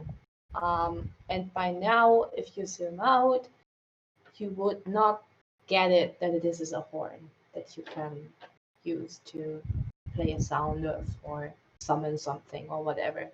So maybe make then the openings more visible, make the ending of the stem like, yeah, and where you blow in, more pointed outwards, that you really could use it as a horn and not have to like hold it weirdly beside your hat and it doesn't fit your mouth there. So make it more usable and give it utility and show us the openings, and then you don't have to go for an animal horn, I think. But Yeah, I just sketched it really roughly here. If you're going with like a flower thing, then that's something we want to make very obvious. Here, I would continue this flow. That if, okay, this is something that was perhaps carved. It can be carved out of multiple pieces. It can be carved out of one piece. But this was something, let's say this was a horn that was man-made rather than derived from an animal. So in that case, you're looking for like really slick curves because this was particularly designed. And if you want it to mimic a flower, then look for like letting the end of it become these big flower petals. And maybe the ends of them, the flower petals themselves, become metal. Maybe all of this end, you know, down here is some sort of, you know, flower petal design kind of opening up.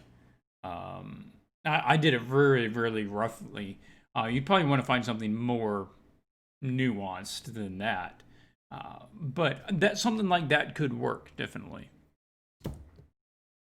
And if you're not familiar with doing paintings and the process, if you want to just do black and white, that's fine, May.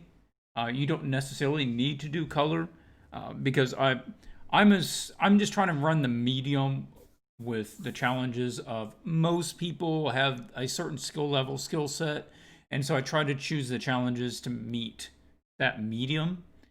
But for instance, we've got you and I guess the other person who don't have a lot of experience either doing digital or doing realistic, and so we can adapt the challenge a little bit for you to help meet that. Okay, we'll wrap it up on May's image. Yeah, I appreciate you jumping in, trying something new, different style, different subjects. Oh, we really got to speed up. This is going to be a long stream. Okay, I'm going to speed up and quit talking so much. This is Olivia. Olivia, welcome. It says, hey, Clint and Anna, some comments on the Discord mentioned dropping the camera angle on the Sentinel to make them seem more looming and large. So I did that in the main piece. Yeah, so there's a little difference between the some concepts here and the image down here. I like that change. Though I'll probably change up with this house, though. I'm going to grab that and actually drop it down further too and scale it up.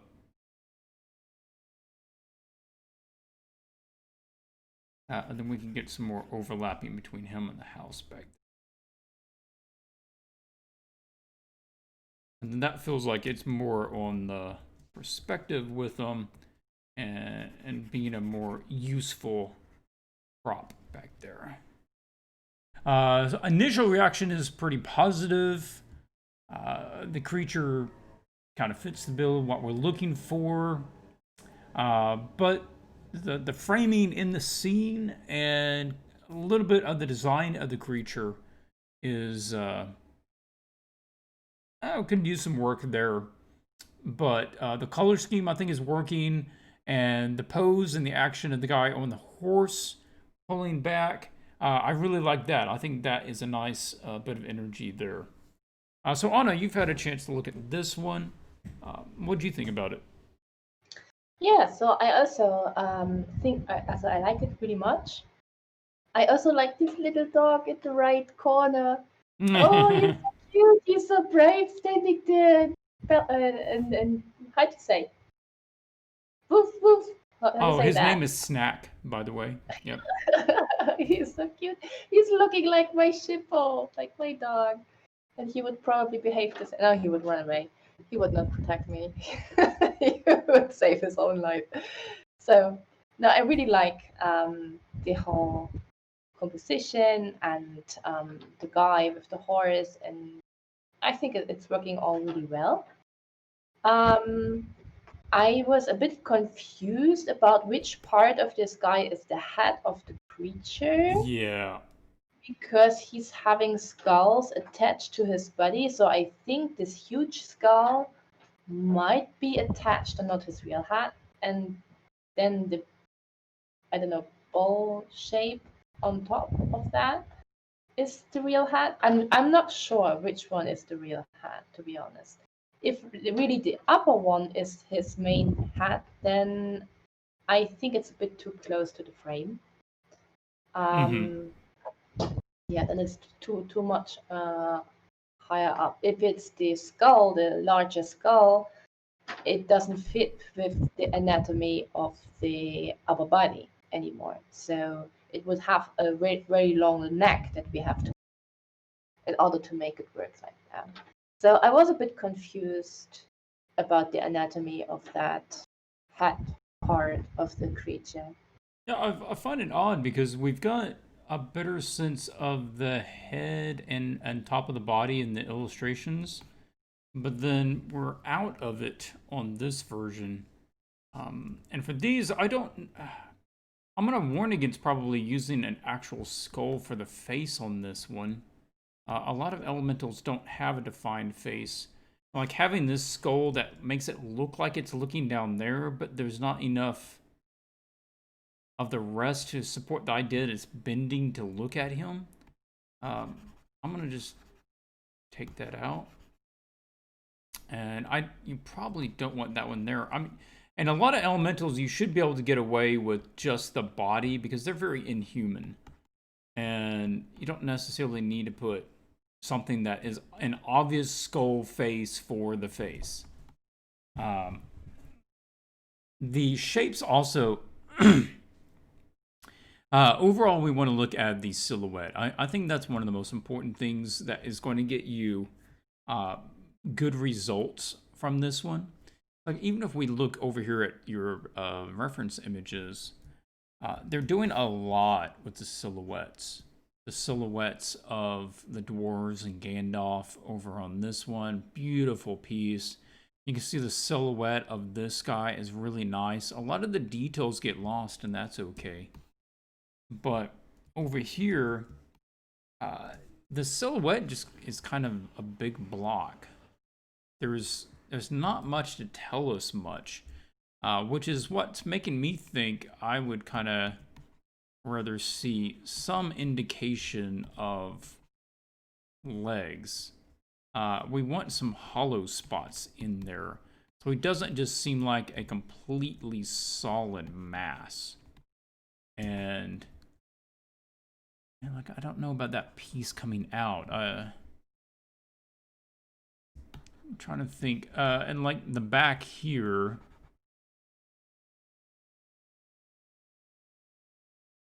we might want to scale him down just a little bit so that we can get him in the frame. Otherwise, we assume that his head, quote unquote, is out of the frame. And same way thing they did with that with like the gravestones. If you want to have these kind of vine things twisting off, then we can do that, but we want to show them doing like this, right? We want to show them all kind of coming off that way. And if we drop down the size of the body a bit, then we can get away with doing that. If we're not wanting to show, if we want to show that he's like more solid, then what you might want to do is show like dirt being pushed in front of him so that he's moving through the dirt. He's not necessarily walking, he's just like, plowing his way through the ground. And you could do that too, and that would work, and I would accept that as well. But we really need to do something to get his shape a little more interesting. This is nice, these little viney things you have coming down there. I'd be curious about actually simplifying some of his form there and playing more into that, giving him a bit more of a just non-block shape so that he's got more of the vines coming down. So there's a change in the silhouette. So he's got that, and maybe that comes elsewhere as well. He's got more of that stuff hanging down. So there's a variety of things going on with him and not just solid mass. These guys are spaced really evenly right now. All three of them are just like perfectly scattered across the image. So I'd probably move this guy one way or the other. Either make him closer to that guy or make him over here. Or you could even scale him up and then have where he's not completely in frame also. Something like that. But I would just keep it from being perfectly spaced across the scene. I think, yeah, to me, the silhouette seems like something really important that you could get more information out of his silhouette. How do you feel about that, Anna? I think this is definitely an improvement. I thought that he is like standing much lower and he's like hunching over a hill, and the guy with the horses on a hill. Am I right, or am I mistaking that? So maybe you're right. I didn't get the impression of a hill, but I could be wrong. It looks to me like he's having his hands on that hill, or how to say, when it's much more steep than a hill, when it's like at the coast, when there's how to say that, like not the cliff, but where there's an edge and then it's just I don't know, going much down, and he's standing there and hunching over that. This is how I felt he might be standing there, but I might be mistaken too. So yeah, but I like it really much, and I'm looking forward to what she will do with that. Yeah, if we want to get him feeling better, bigger, you were making me think maybe you could actually give some little heel overlapping between him and the background, and it could actually make the character feel much larger. And then we could keep that house the same size, because we're giving the idea that the impression that there's more layers between him and there. Right, and that makes him feel like he's bigger because he would have to be further away. Okay. Google gives me the slope. That's what I was looking for. Yeah.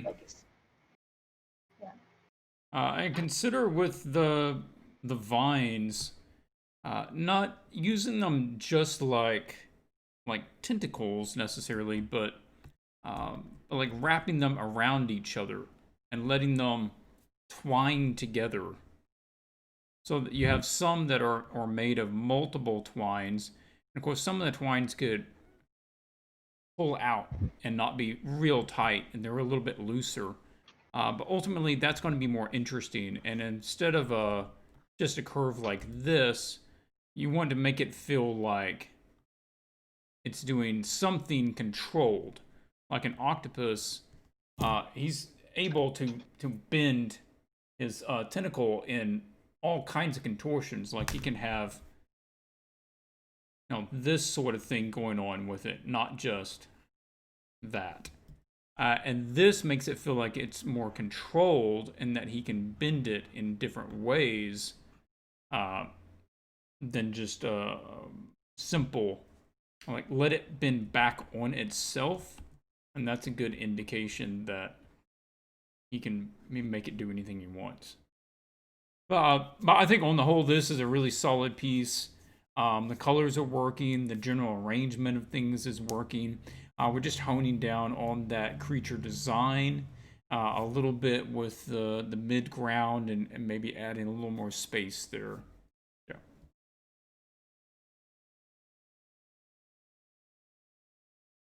Patricia is up. Patricia's got Horring Sentinel. Finally, first challenge. Hey, Patricia, welcome to your first challenge. Paintings always seem to come out high contrast, have almost no control over it. Do you have any tips to paint in form without having it look too flat or having too much contrast? Yeah, we can chat about that. This is another one that, going back to the concept, working with the concept. Now, this is something that's not necessarily immediate. It's not something that is automatic. Let me say that. It's not something that you just know automatically. And that is how to work within the framework of a commission or a challenge. This is another one where this is no longer an elemental. This is a proper flesh and blood creature, which means that it doesn't fit the brief. Just if I had submitted this to Magic, my art director would say, "Oh man, this is basically just you've given me a bat creature. I need an elemental. He needs to literally be made of the earth. And so, I'm going to need that changed." And that's what I would get for my feedback. And that's the same sort of thing that I'm going to have to tell you here. You've used a proper bat style head. You've given him bat wings, with the exception of the one hand that could either be some sort of tentacle thing or possibly be some sort of elemental thing. He's completely just a regular monster. He's not elemental. Now, this can be changed to be elemental and use essentially the same composition, a lot of the same layout, a lot of the same tones and all that. And so that's what would need to be done. We have to move away from giving him a proper face. It's not a character. It doesn't really have a soul. It is basically dark magic animating a piece of ground is what it is. So we've looked at this concept. Aside from just the idea of what it's composed of, how are you feeling about the rest of it? The composition, lighting, all of those elements? Yeah. So I think so I like this painterly rendering that the person did here, and I like how he made the knee being lit by the lantern. It's like really, you see that this person already thinks about form in their art, and that's a good approach by now. For the composition, the first thing I thought was that our focal point is a little bit too much, too close to the frame again, because of that guy and the creature. They're looking at each other, and the main thing is happening right there. So the rest of the painting feels a little bit like unnecessary to me, because we got all we need for the painting already there in this right corner of the painting. And if it wasn't for the very bright lantern, I would not have to look at the other guy at all. Yeah. In order to. So, and we want to make things being more balanced and move around and being connected to each other. And so I think either changing the creature looking at the other guy, or moving these characters more to the center would help in that case. We have three main light sources. We have the moon, we have the mouth of the creature, and we have the lantern. I think it can work well together, but you must, or I think you should decide which is your main light source and which is the secondary one. By now, they're all the same strength, which gives us a lot of mid-tone values and flattens the image a lot. We want more contrast, especially around the focal point. So even if the creature is like glowing from inside, which you can totally do, it doesn't have to be a full light source that is prominent in the center of the painting, for example. And also the lantern doesn't have to be like, I don't even know, but the lantern would be able to fight against moonlight. It can be quite strong. Moonlight can be very bright. I don't know whether the lantern can fight it to be the same dominance in the painting, to be honest. Also, the guy's face on the right is receiving light from top that is warm, which doesn't make sense because the lantern is lower than his face. Yeah, so think about your light sources, where they are, what planes they hit, and decide the strength of these light sources. Also, I'm not sure, we have a blue, we have a turquoise, and the orange. The blue and the turquoise, in my opinion, do not work well by now, but this is a subjective thing and you can play around with it. I feel like, for example, the color study 1 is much more balanced when it comes to color, because we don't have this blue-green thing going on there. It's a little bit more subtle. So have one color that is super saturated and the others are a little bit less. It's usually a good thing to balance color schemes out. For example, the reference with the dragon and the magic of the girl fighting the dragon, you have very prominent orange-red, and the rest is pretty much desaturated. So, yeah, I would go with something like that for this piece too. Yeah, and changing the creature to be more elemental, but you said that already, so yeah. This would contain also changing the hat, and the hat is a bit problematic for me. It looks a little bit flat, and the anatomy and forms are not quite making sense to me in all points. So, but if you take it out and change the creature, it's not a problem anymore, so I'm not going to talk much about it. So if we take out the wings, we should start thinking about what to put else instead. Now, see, I was just thinking about that. Somebody mentioned, what about the wings? I'd say keep the wings, but we've got to make the wings out of something from the earth. Because that's one of those that, offhand, I would not have thought, oh, put wings on this elemental. But once I start thinking about it, like, no, that's cool. That's cool. Because it's that just left of usual. You want to get your usual standard one and just go a little bit left. Not so far that he's now a bat, but it's using, no, if we have something shaped like bat wings, right, then that could be cool. And maybe they're just vines, you know, hanging down, all kind of knotted up together, and it can have dirt in it and stuff. And it can just be all twisted together. Then yeah, that could be cool. And here we just, instead of ears, we'll make it so that he's got like branches, you know, coming up.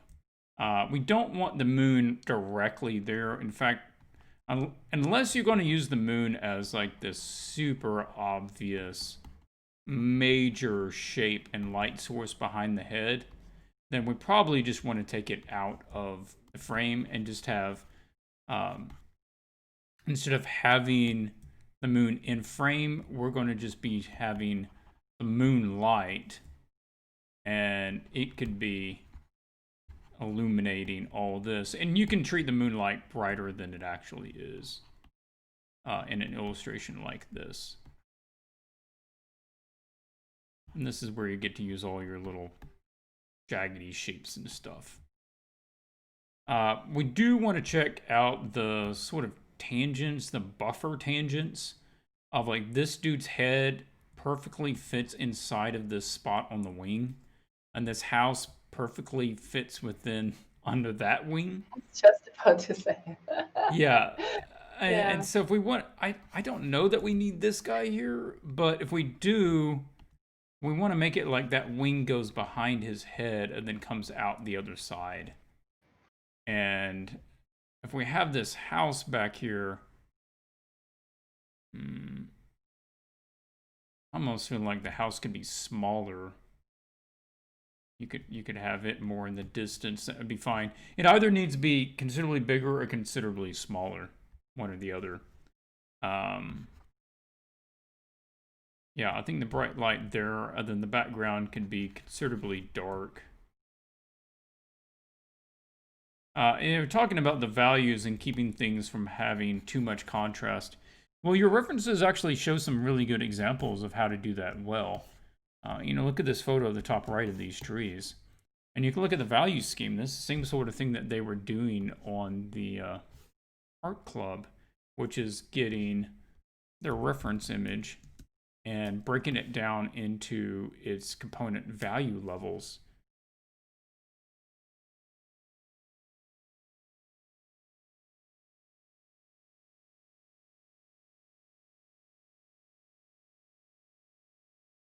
See what that gives me.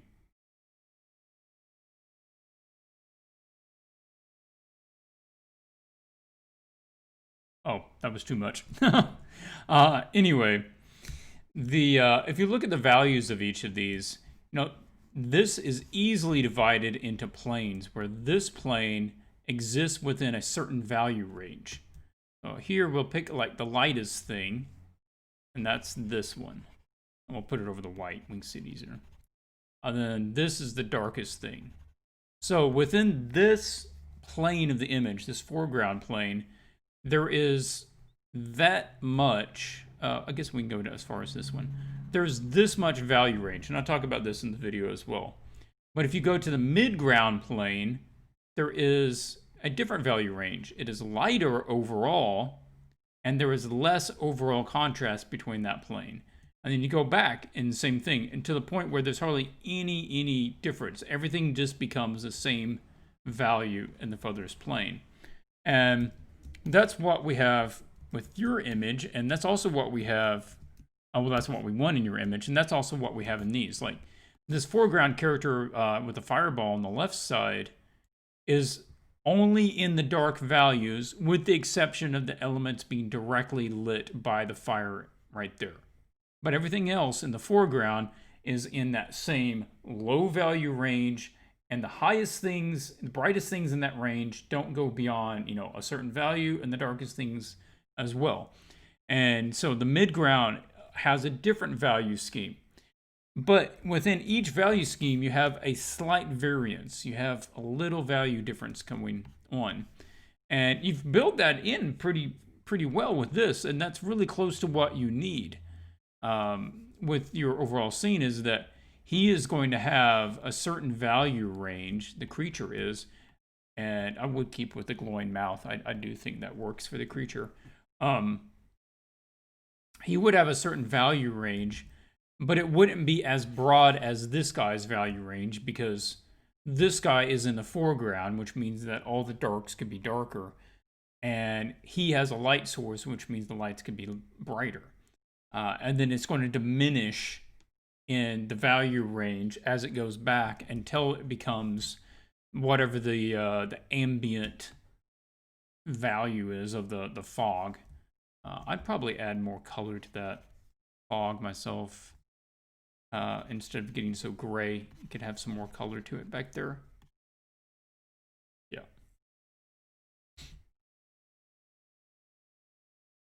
Well, that's my thoughts. We do want to keep moving. We're already at 2 hours, but you can throw in any extra comments if you like, Anna. I have something not about the piece, but something in general. You have the background dark, but the rim light on him being bright from the moonlight, right? Mm-hmm. Is this artistic freedom? Because I I think usually if you have a really bright light source behind a creature or a person or whatever, an object, then the sky is taking in that light too, and it should be much brighter, right? So In a I lot of think it looks cases, no. In a lot of cases, so. no. Uh, I was just wondering, yeah. because if you even just played this out, if you went into if you went outside at night and you had someone shine a light down on you, the background's still going to be dark. You only see light when it's hitting something. So But if it's super bright because of the moonlight, what is the that's light hitting to make it brighter? atmosphere, like water in the atmosphere. So why isn't all the sky bright So when the moon is full? I must go out and check that. I don't know. I must Google it. Is it? Is it dark then still the sky? Yeah. Bright moonlight. I'll Google it. I don't know. I never checked it. No. So I mean, there is a little artistic license, but no, that's the way it works Huh. with other things. Let's look at like cinematography here.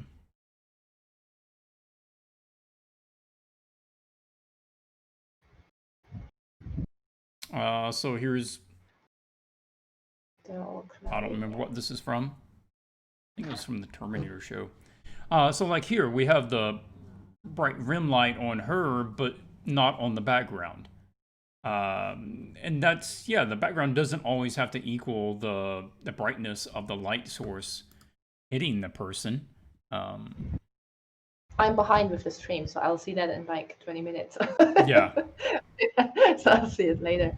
Yeah, I just found an image of an owl sitting on a Now it could tree, and be. the bright moon in the background, and the sky is also bright because of the moonlight. I don't know, but it might be also edited, so I don't know which one to trust here.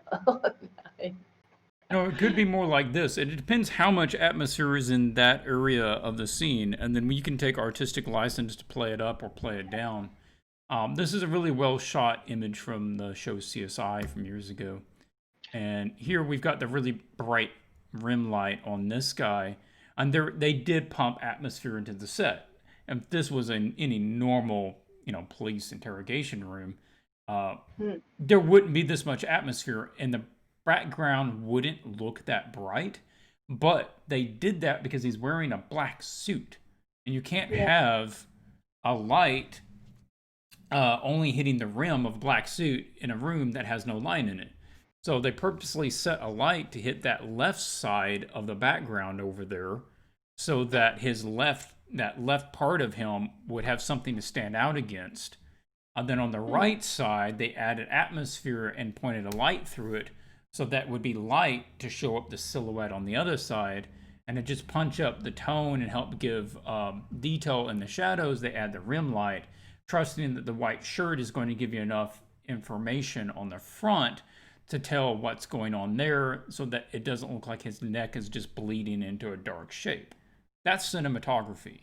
That's understanding the light and dark patterns and where to set lights up so that you get all the information that you need as a viewer to understand what's going on and also look artistic at the same time.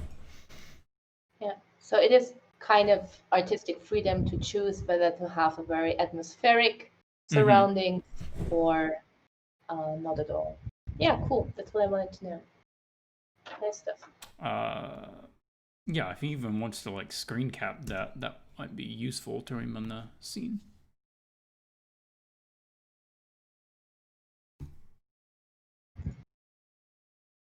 Roberta. The video, is he referring to one not out yet? The one that I was referring to is the Understanding Illustration Process. That is out. You can go out to swatchesart.com and pick it up.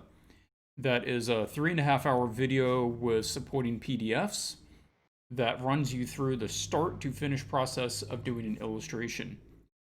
It starts with reading the brief, common mistakes on the ideation process, doing rough sketches, gathering references, refining the drawing, doing value studies, doing color studies, tips on doing details, revisions, and it's basically the combination, sort of the boiled down information of what I have learned working in the industry over the last 10 years and years of doing the art challenges. You keep running into the same sort of issues.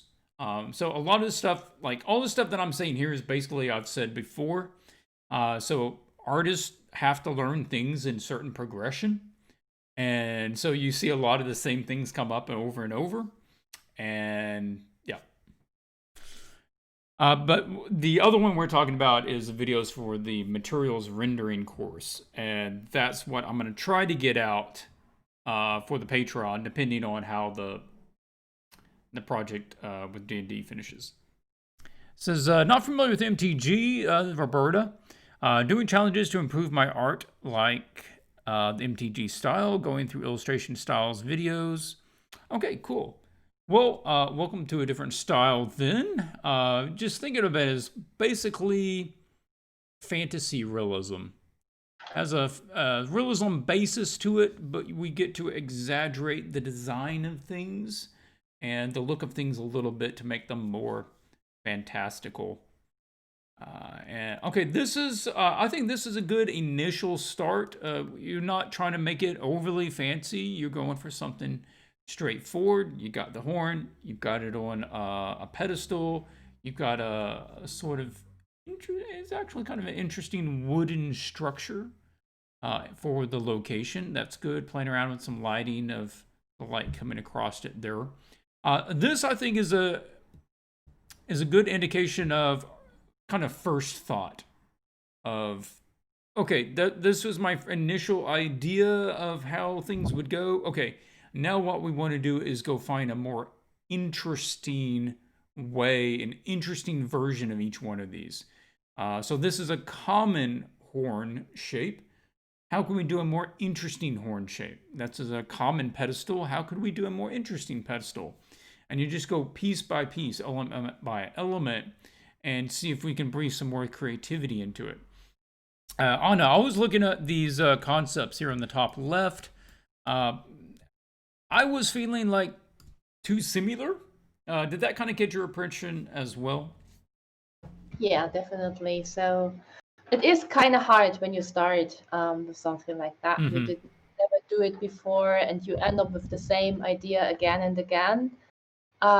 So if I had this first sketch like you have here, I would, for example, try it step by step and maybe say, okay, let's just change the horn, how it looks. Mm-hmm. Make it more round and make it more edgy and elongate something, twist it, whatever. Find some horns of cows on Google search, whatever, and get their shapes. And they don't have to be like perfectly round. There are some like out of the horns of goats and so on. They have some edges, and just get some inspiration and change that. And when you did that, I would say how to place the horn. Does it have to stand there on the desk, or is it like floating, like in your reference? The hammer in the reference is floating. That's a cool idea. You could try that.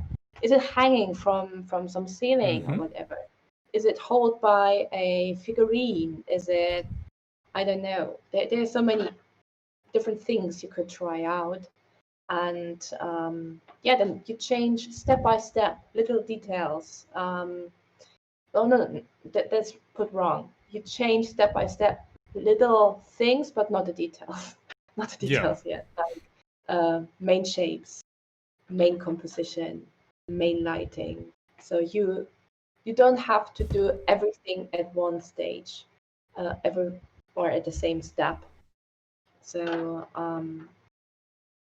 yeah, then you will reach to a point where you have something that is completely different and not end up with three very similar ideas.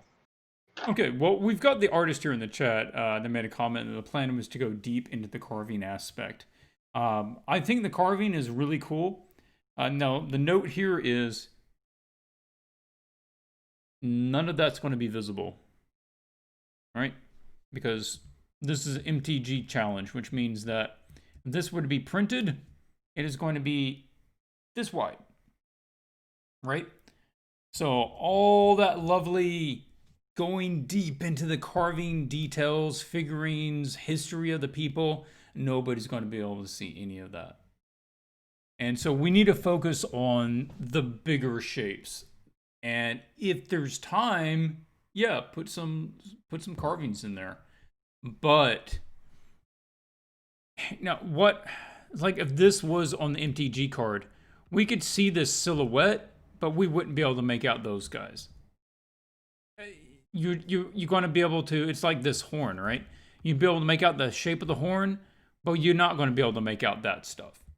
So we have to figure out what to do in order to have the bigger shapes freed. That's why I did this like overdrawing of exaggerating a really big shape that you could read from a very small image and understand what it is. Now, it was completely other thought that this room could even be like a horn room. And in the background on the wall could be mounted all these different kinds of horns. And maybe there's ones for different occasions. But this is the only one that has its own pedestal sitting there, you know? But it could be cool to see like all these other ones. And it kind of gives context and importance to this one. So if you want to go with this basic shape, yeah, you can do that. But see if you can push it even more. Can we get even more curve out of it? Can we add some metal pieces to it? Can it maybe have a chain coming up here and here and go up, and then it has like the metal pieces around here, and then the metal pieces, maybe they have hooks on them. I'm just trying to think of something that would add a bit more than just the one little curve. Can it have a twist to it? Yeah. Can it bend, on the z-axis as well? So the overall scene, I'm seeing it as kind of almost like a plain pancake. Nothing wrong with it. It's all about how you dress it up, right? And that's what we're going for. Let's just get what we have, play around with getting some more ideas and stuff out of it.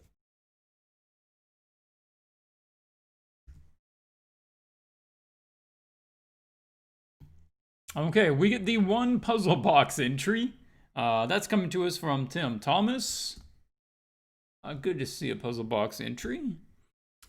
How far do you push a sketch or drawing thumbnail before sending it in for client approval? I would push it as far as it is clear what the image is about. And if it is, then I'll go ahead and send it off. I think this is excellent as an example. I understand what I'm looking at. I have an idea of the colors. I have an idea of the lighting. I can make out what the box is. I can make out all the poses of the hands and stuff. So I would say that this is an acceptable submission. Yeah. Would you consider this enough to send in? Yes. What's the average length of time you get to complete a job? For most of the jobs that I get, it's 6 weeks totally. Now, the whole 6 weeks is rarely, if ever, used on one project. It's usually given because we have multiple projects going on at a time. So it may be that I use the first 2 or 3 weeks finishing up whatever my other project was, and then spend the rest of the time working on, this particular project. So it gives us a buffer room schedule-wise so that we can handle things better. But I would say 6 weeks is probably the average. Pretty standard. Okay, this is another one. It is actually similar to the last image we looked at, which is I don't have any problems with what we're looking at, but it's also not as interesting and unique as it could be. And that's what we want to do is move from where it is now to something that is more functional, more interesting, and more unique. I like the I like the fact that you like held the thing, took a photo of your hand, and then held it with the other hand and took a photo and splicing them together. This is exactly what I was asking for in the brief, which is you could see the two hands manipulating it. And I think you've got a really good crop on this. And it's clearly about this puzzle box. And you've got a light right down on it. So I'm happy with the composition and the general idea. But it doesn't, it feels like it's just a static box. I don't feel like it's a puzzle by any way. I don't feel like there's anything manipulatable. There's nothing that can open, close, move. There is no panels, gears. There's nothing loose. Did you get that as well? I mean, it just seems like a static box. It doesn't necessarily look like a brain puzzle. Yeah, so I had like two thoughts. The first one was what you just said, that it cannot be like shifted or Mm-hmm. some buttons pushed, some levers pulled, moved around, opened at some point. So this is kind of missing. And but the second thing is then the perspective. It's not a cube. It's supposed to be a cube. It's not a cube. Yeah, it doesn't need to be a. It can be a different shape. I mean, it could have been circular, and I would be okay with Yeah, that. But it looks like it should be a perfect cube, and it's not. Like they were going for a cube, but it's not an accurate cube. so the left sides are too tapering too much. The other ones are nearly parallel, and these are tapering super much. Yeah, so they just need to watch that and make sure that that's accurate. Yeah. And the edges on the hand are very blurry. But this is a sketch stage, so I don't consider that he's done with that yet. Yeah. So yeah, the main concern is to make something interesting with the box.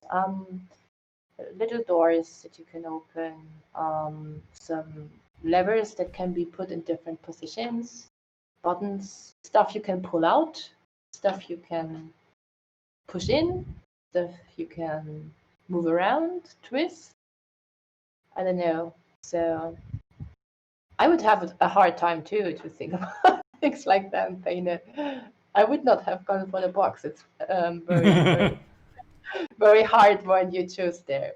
It's gonna be good for you. You will From now learn on, only puzzle boxes until Anna has to do one.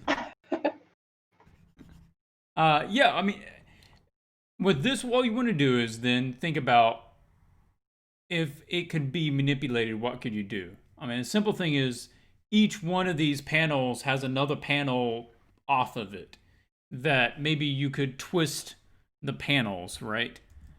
So that would be one idea. Or if you can show that if each of these was hinged on the corner and so like they could fold out. So this one could be out there, that you could fold out this piece and this piece could fold out this way, almost like you were like a flower kind of opening, right? And so these were all made so that they could open up. You've got this sort of thing going on.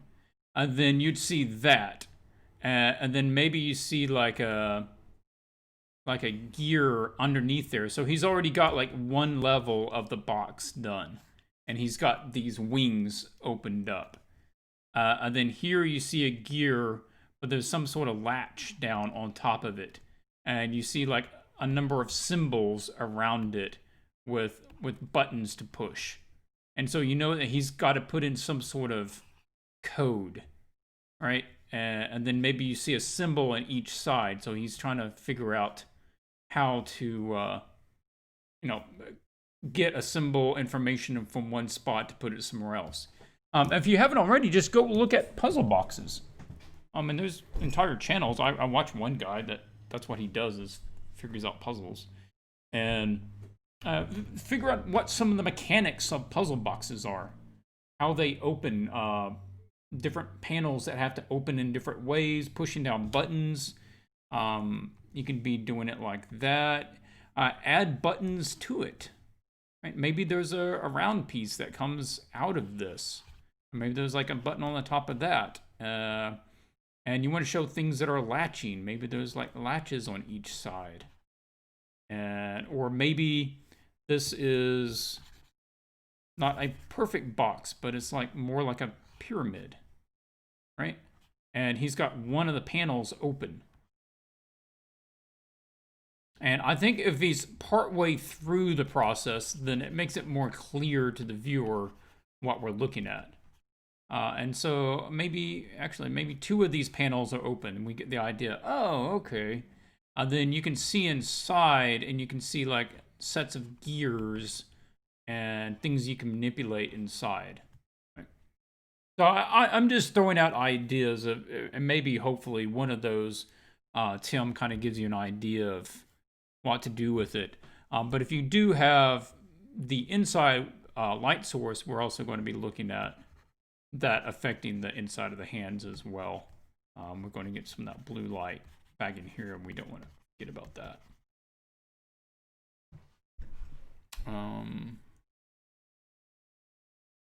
Oh, the Kaladesh feeling is coming through.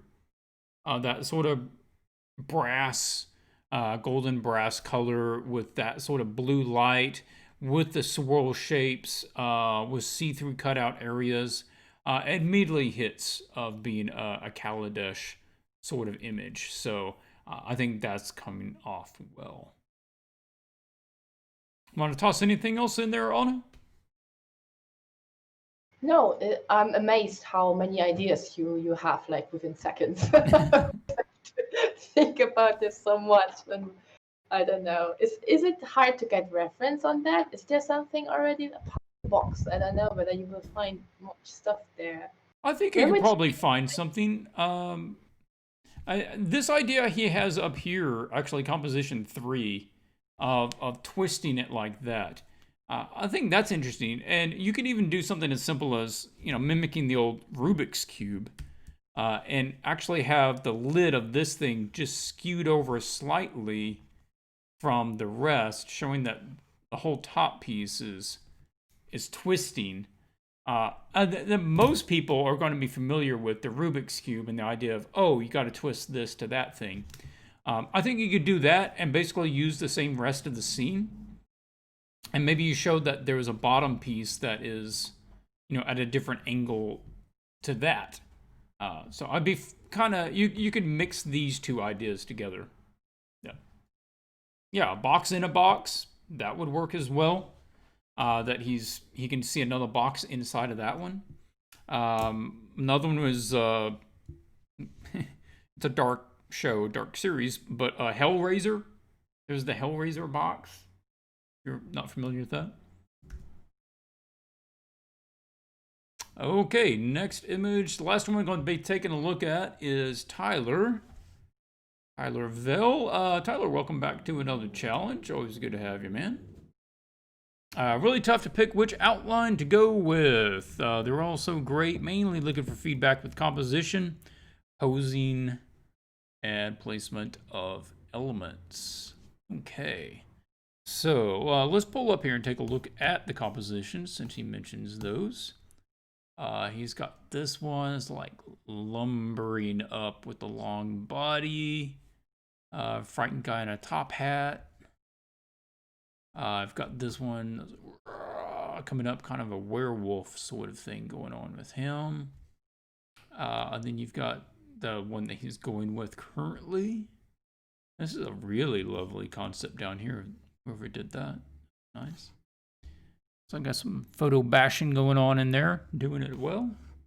I got some value studies of these guys and some color studies. I like the one that you've got going. I don't have any problems with that guy. I would personally make some adjustments to it, but I think it fits the bill pretty well. What was your initial read of this one, or reaction, Anna?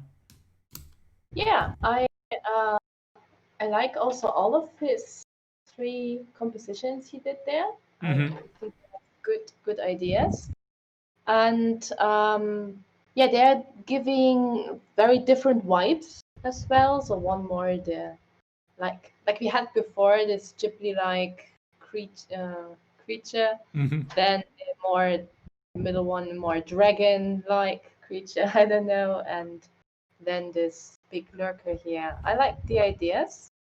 Um, I also think it's really solid. The composition, the usage of space, this all very good. I just feel like I don't know. It's missing something. There is some design that I don't know. It's nothing 100% new to me. So we have all this antler-like sticks coming out of his body, and I feel like we can push this further. We can have a little bit more going on that is interesting to us. So you're the guy with the vibrant creativity, Clint. So I'll ask you for that. But I feel like there is nothing that I say, oh, that's wrong or off, but still there's something missing. Also, the lighting is very arbitrary right now. So he has this typical, a little bit coming from right upper corner, main light source hitting his face, and that's it. So I think we can get something more interesting out of that. So maybe he's also glowing from inside, or I don't know. There's some fire, or I don't know, whatever. Just make something more special out of it. Maybe that's the best way to say it. In short, yeah, because it's solid piece, but it's not super engaging to me. I like the pose. Tyler, this is solid. It's just not super engaging. I don't. You. Yeah. Sometimes, Tyler, man. Yeah. We can't hardly do it. I just got it. What you're doing in the video. A little bit. What are you painting there? He's a Ninja Turtle. Is this all we get today now from you? Is it already I'm over? tired. It's been a Finish your long week. misery. Your wand right away and do your magic. Come on. Okay, Oh, yeah. I think actually, you're not coming up with the answer, but I think you are hitting on the point though, which is getting a good concept, and this is a good concept, and pushing it further, and kind of what is that X factor? How do you get more out of it? One of the things we can play with it for a minute here. Let's see. One of the things I would do is actually take down a little bit on the tilt. At this point, when you tilt a scene this much, it's kind of interesting. Like if you tilt a scene a little bit, it's just Dutch angle. But there's a point, and I don't know what the ratio is. I'm gonna put it where we are now, which is it actually starts feeling like something should be going downhill, falling downhill. That it's tilted to the point where now the landscape itself is probably tilted. So I'm going to tilt it back a little bit. Let's start with that, and we'll do a little play here. Yeah. I'll just scale him down so it's kind of back in there. So we still have some tilt, but not quite so much. And then something else I would do is I'm gonna grab the buildings back here, and I do like you just have the silhouette of the buildings. I assume that you can develop the buildings more, but let's grab these little buildings here and make them a little bigger. Why? Because it means that he is. Oh no, that's not what I meant. I meant to just Transfer the, yeah. Because it means that he's much closer to the town. And he feels like more of a threat if he is closer to the town. So we can get the buildings a bit bigger there. And we do want to erase out. Oh, no, I guess I just painted that out. Hang on. I didn't want to lose his hand, but I lost his hand. Okay, well, it's not as good as what you had, but I'm not going to spend a lot of time. Yeah, there.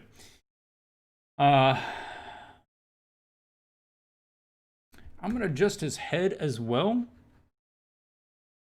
and drop his head down a little bit. One of the things that you see on a lot of elementals, especially this big guy over here, is that usually the head is a bit lower and they're more hunchback.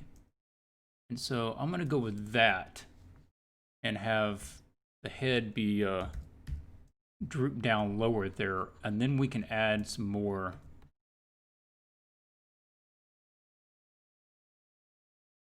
back going up there.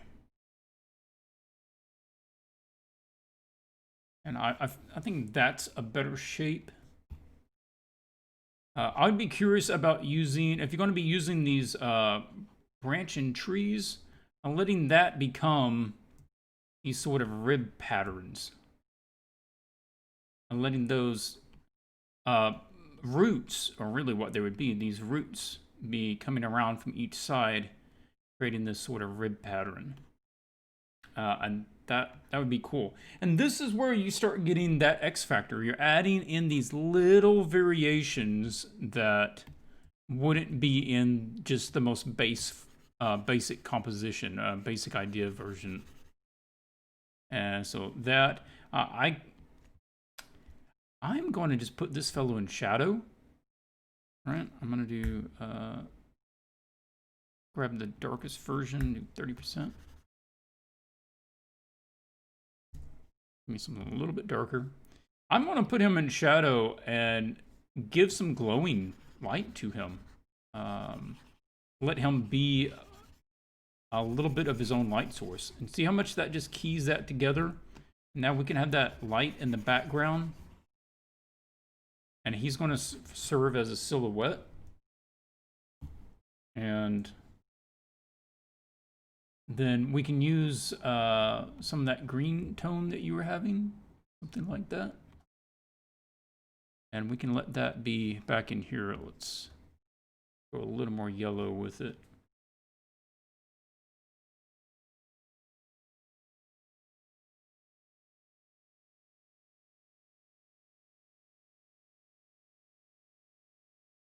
Then we can let some of that be showing through some of these ribs, can't we? Yeah. That way we can get a little sense of that shape. Maybe we can see some of that kind of trailing into the body from down there. Now that seems pretty interesting. And we can use that light in the background to develop some senses. What's going on there? Develop some light across on those guys. Then we want to use some atmospherics. So on the background like this, what you're going to see is the same thing that we have over here, which is dark on top and then light on the bottom. Why? Because the fog is low. The fog is going to be along the bottom of something. So the top is going to appear darker, and it's going to get lighter as it goes down. This is all going to get light down here. The tops of the buildings are going to stay more visible. And we're going to be able to make out their silhouettes. But once they get down low, this is where the fog bank is. And we're going to lose all that. And we're going to go ahead and continue that around here as well. And he's going to be breaking out of some of this fog.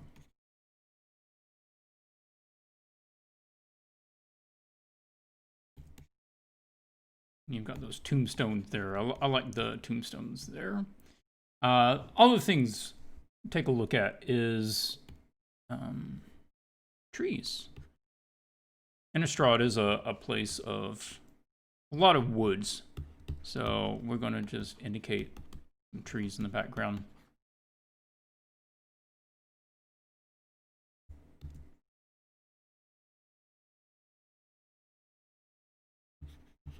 And I think you have good indications of trees like over here. Yeah. You got some, maybe he's coming out of some woodland area. But you want these skeletal trees, right? You reaching around. You could have even a foreground tree or something over here. Little bushes, that sort of thing. And that would be nice. Personally, I would not overlook the option of doing the vines, the large vines from the brief, right? Because we get those, and then those can basically work to build your energy into it. So you have your vines coming up here, and they're twisting in underneath the roots of those trees. And so the vines are going to start serving as the sinew and the muscle, and then the roots are going to serve as kind of the rib cage. And you can have the vines coming up here, and the arms are actually composed of these twisting vines. And you can even have some of this where you see through it.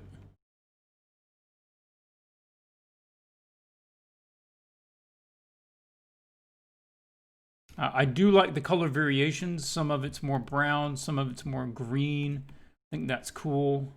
And keep with that. The idea that some of this has like greenery on it, I'd go with that as well. Maybe some moss and small stuff on there. And you can continue the vine sort of thing as it wraps up into his back, and then that's basically where it just ceases to be visible as a sets of vines and just becomes like, moss and rocks and stuff. And maybe you can see some of the green down between some of these vines.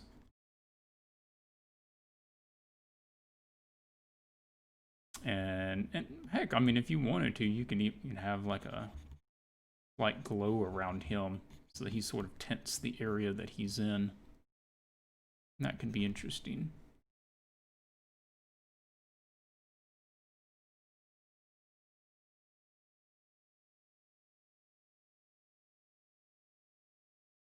And here we want to bring out just a little variation in some of the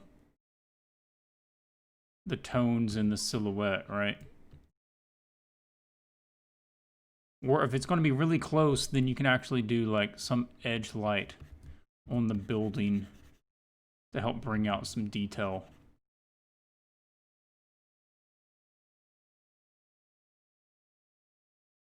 Yep. I mean, I'll probably stop there, but you can see where you can sort of develop that. And again, you're going with like the basic arm to making it a series of twisting vines. It's getting the buildings and allowing them to be a little more three-dimensional, adding in some of the background trees of the of just the dead branches, adding a big fog bank in the foreground and around the creature, getting that creature's head and dropping it down so it's more lumbering. The higher you put the head up on the creature, the more alert it seems, and the less monstrous. It seems more intelligent the higher you get the head up. So we want to drop that head down a little bit, probably just let it be in shadow, and have that light coming from the back there. So yeah, want to toss something in there before we wrap it up, Anna? It's really cool how it looks now.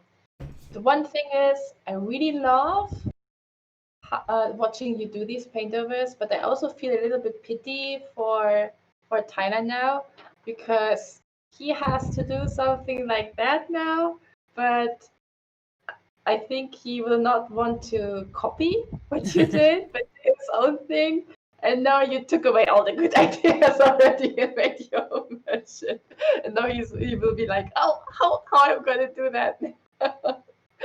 But yeah, I think you can also take some ideas of Clint and just Yeah, yeah. yeah, absolutely. If you don't want green, you could use a different color, but using the vines and the trees, I mean that was already part of the brief. So there's nothing there. There's nothing unique about adding fog to an Innistrad image. I mean, they almost all have fog anyway. Or if you wanted to change up that background building and make it more like a what do they call it? I want to say monastery, not a monastery. The big buildings that they entomb somebody in, a mausoleum. If you wanted to switch it out and make it like a mausoleum, that could work as well, and that would firmly put it into the graveyard scene, and adding things like the fences and seeing a little bit of a fence going out into the fog. I mean, that could work as well, or even having a fence in the foreground here and having like the tips of the fence, coming off that way. That could work. So, okay, well, yeah, long stream today, went too long, but thank you so much, everybody, for joining. And yeah, I will have to put the tickets up. If you want to be in group 2, you'll have a week to do your concepts and submit it in. But I'll toss it up on the swatchesart.com. And the Discord is up and going. If you want to get feedback during the week, you can absolutely go out to Discord and put it up. A lot of people are making more use of that. I'm so glad to see you guys putting up your works in progress and getting feedback. I've got to wrap it up. Simple scripture. Everybody should know it, but John 3:16. For God so loved the world that he gave his only begotten Son. Whosoever will believe on him will have eternal life. We don't know how much time we're given. We don't know when we've got to check out. People have accidents all the time, and I hope everybody has a nice long life. Not always the case, so make sure you got things taken care of. All right, Anna, thanks again for making the time. I enjoy having you on stream. Thank you. Yeah, Thanks for having me. We need to have a chat about your piece too, I guess, and figure out do any touch-ups before that one's finished up. We'll see, yeah. All right, I will catch you guys later. Until then.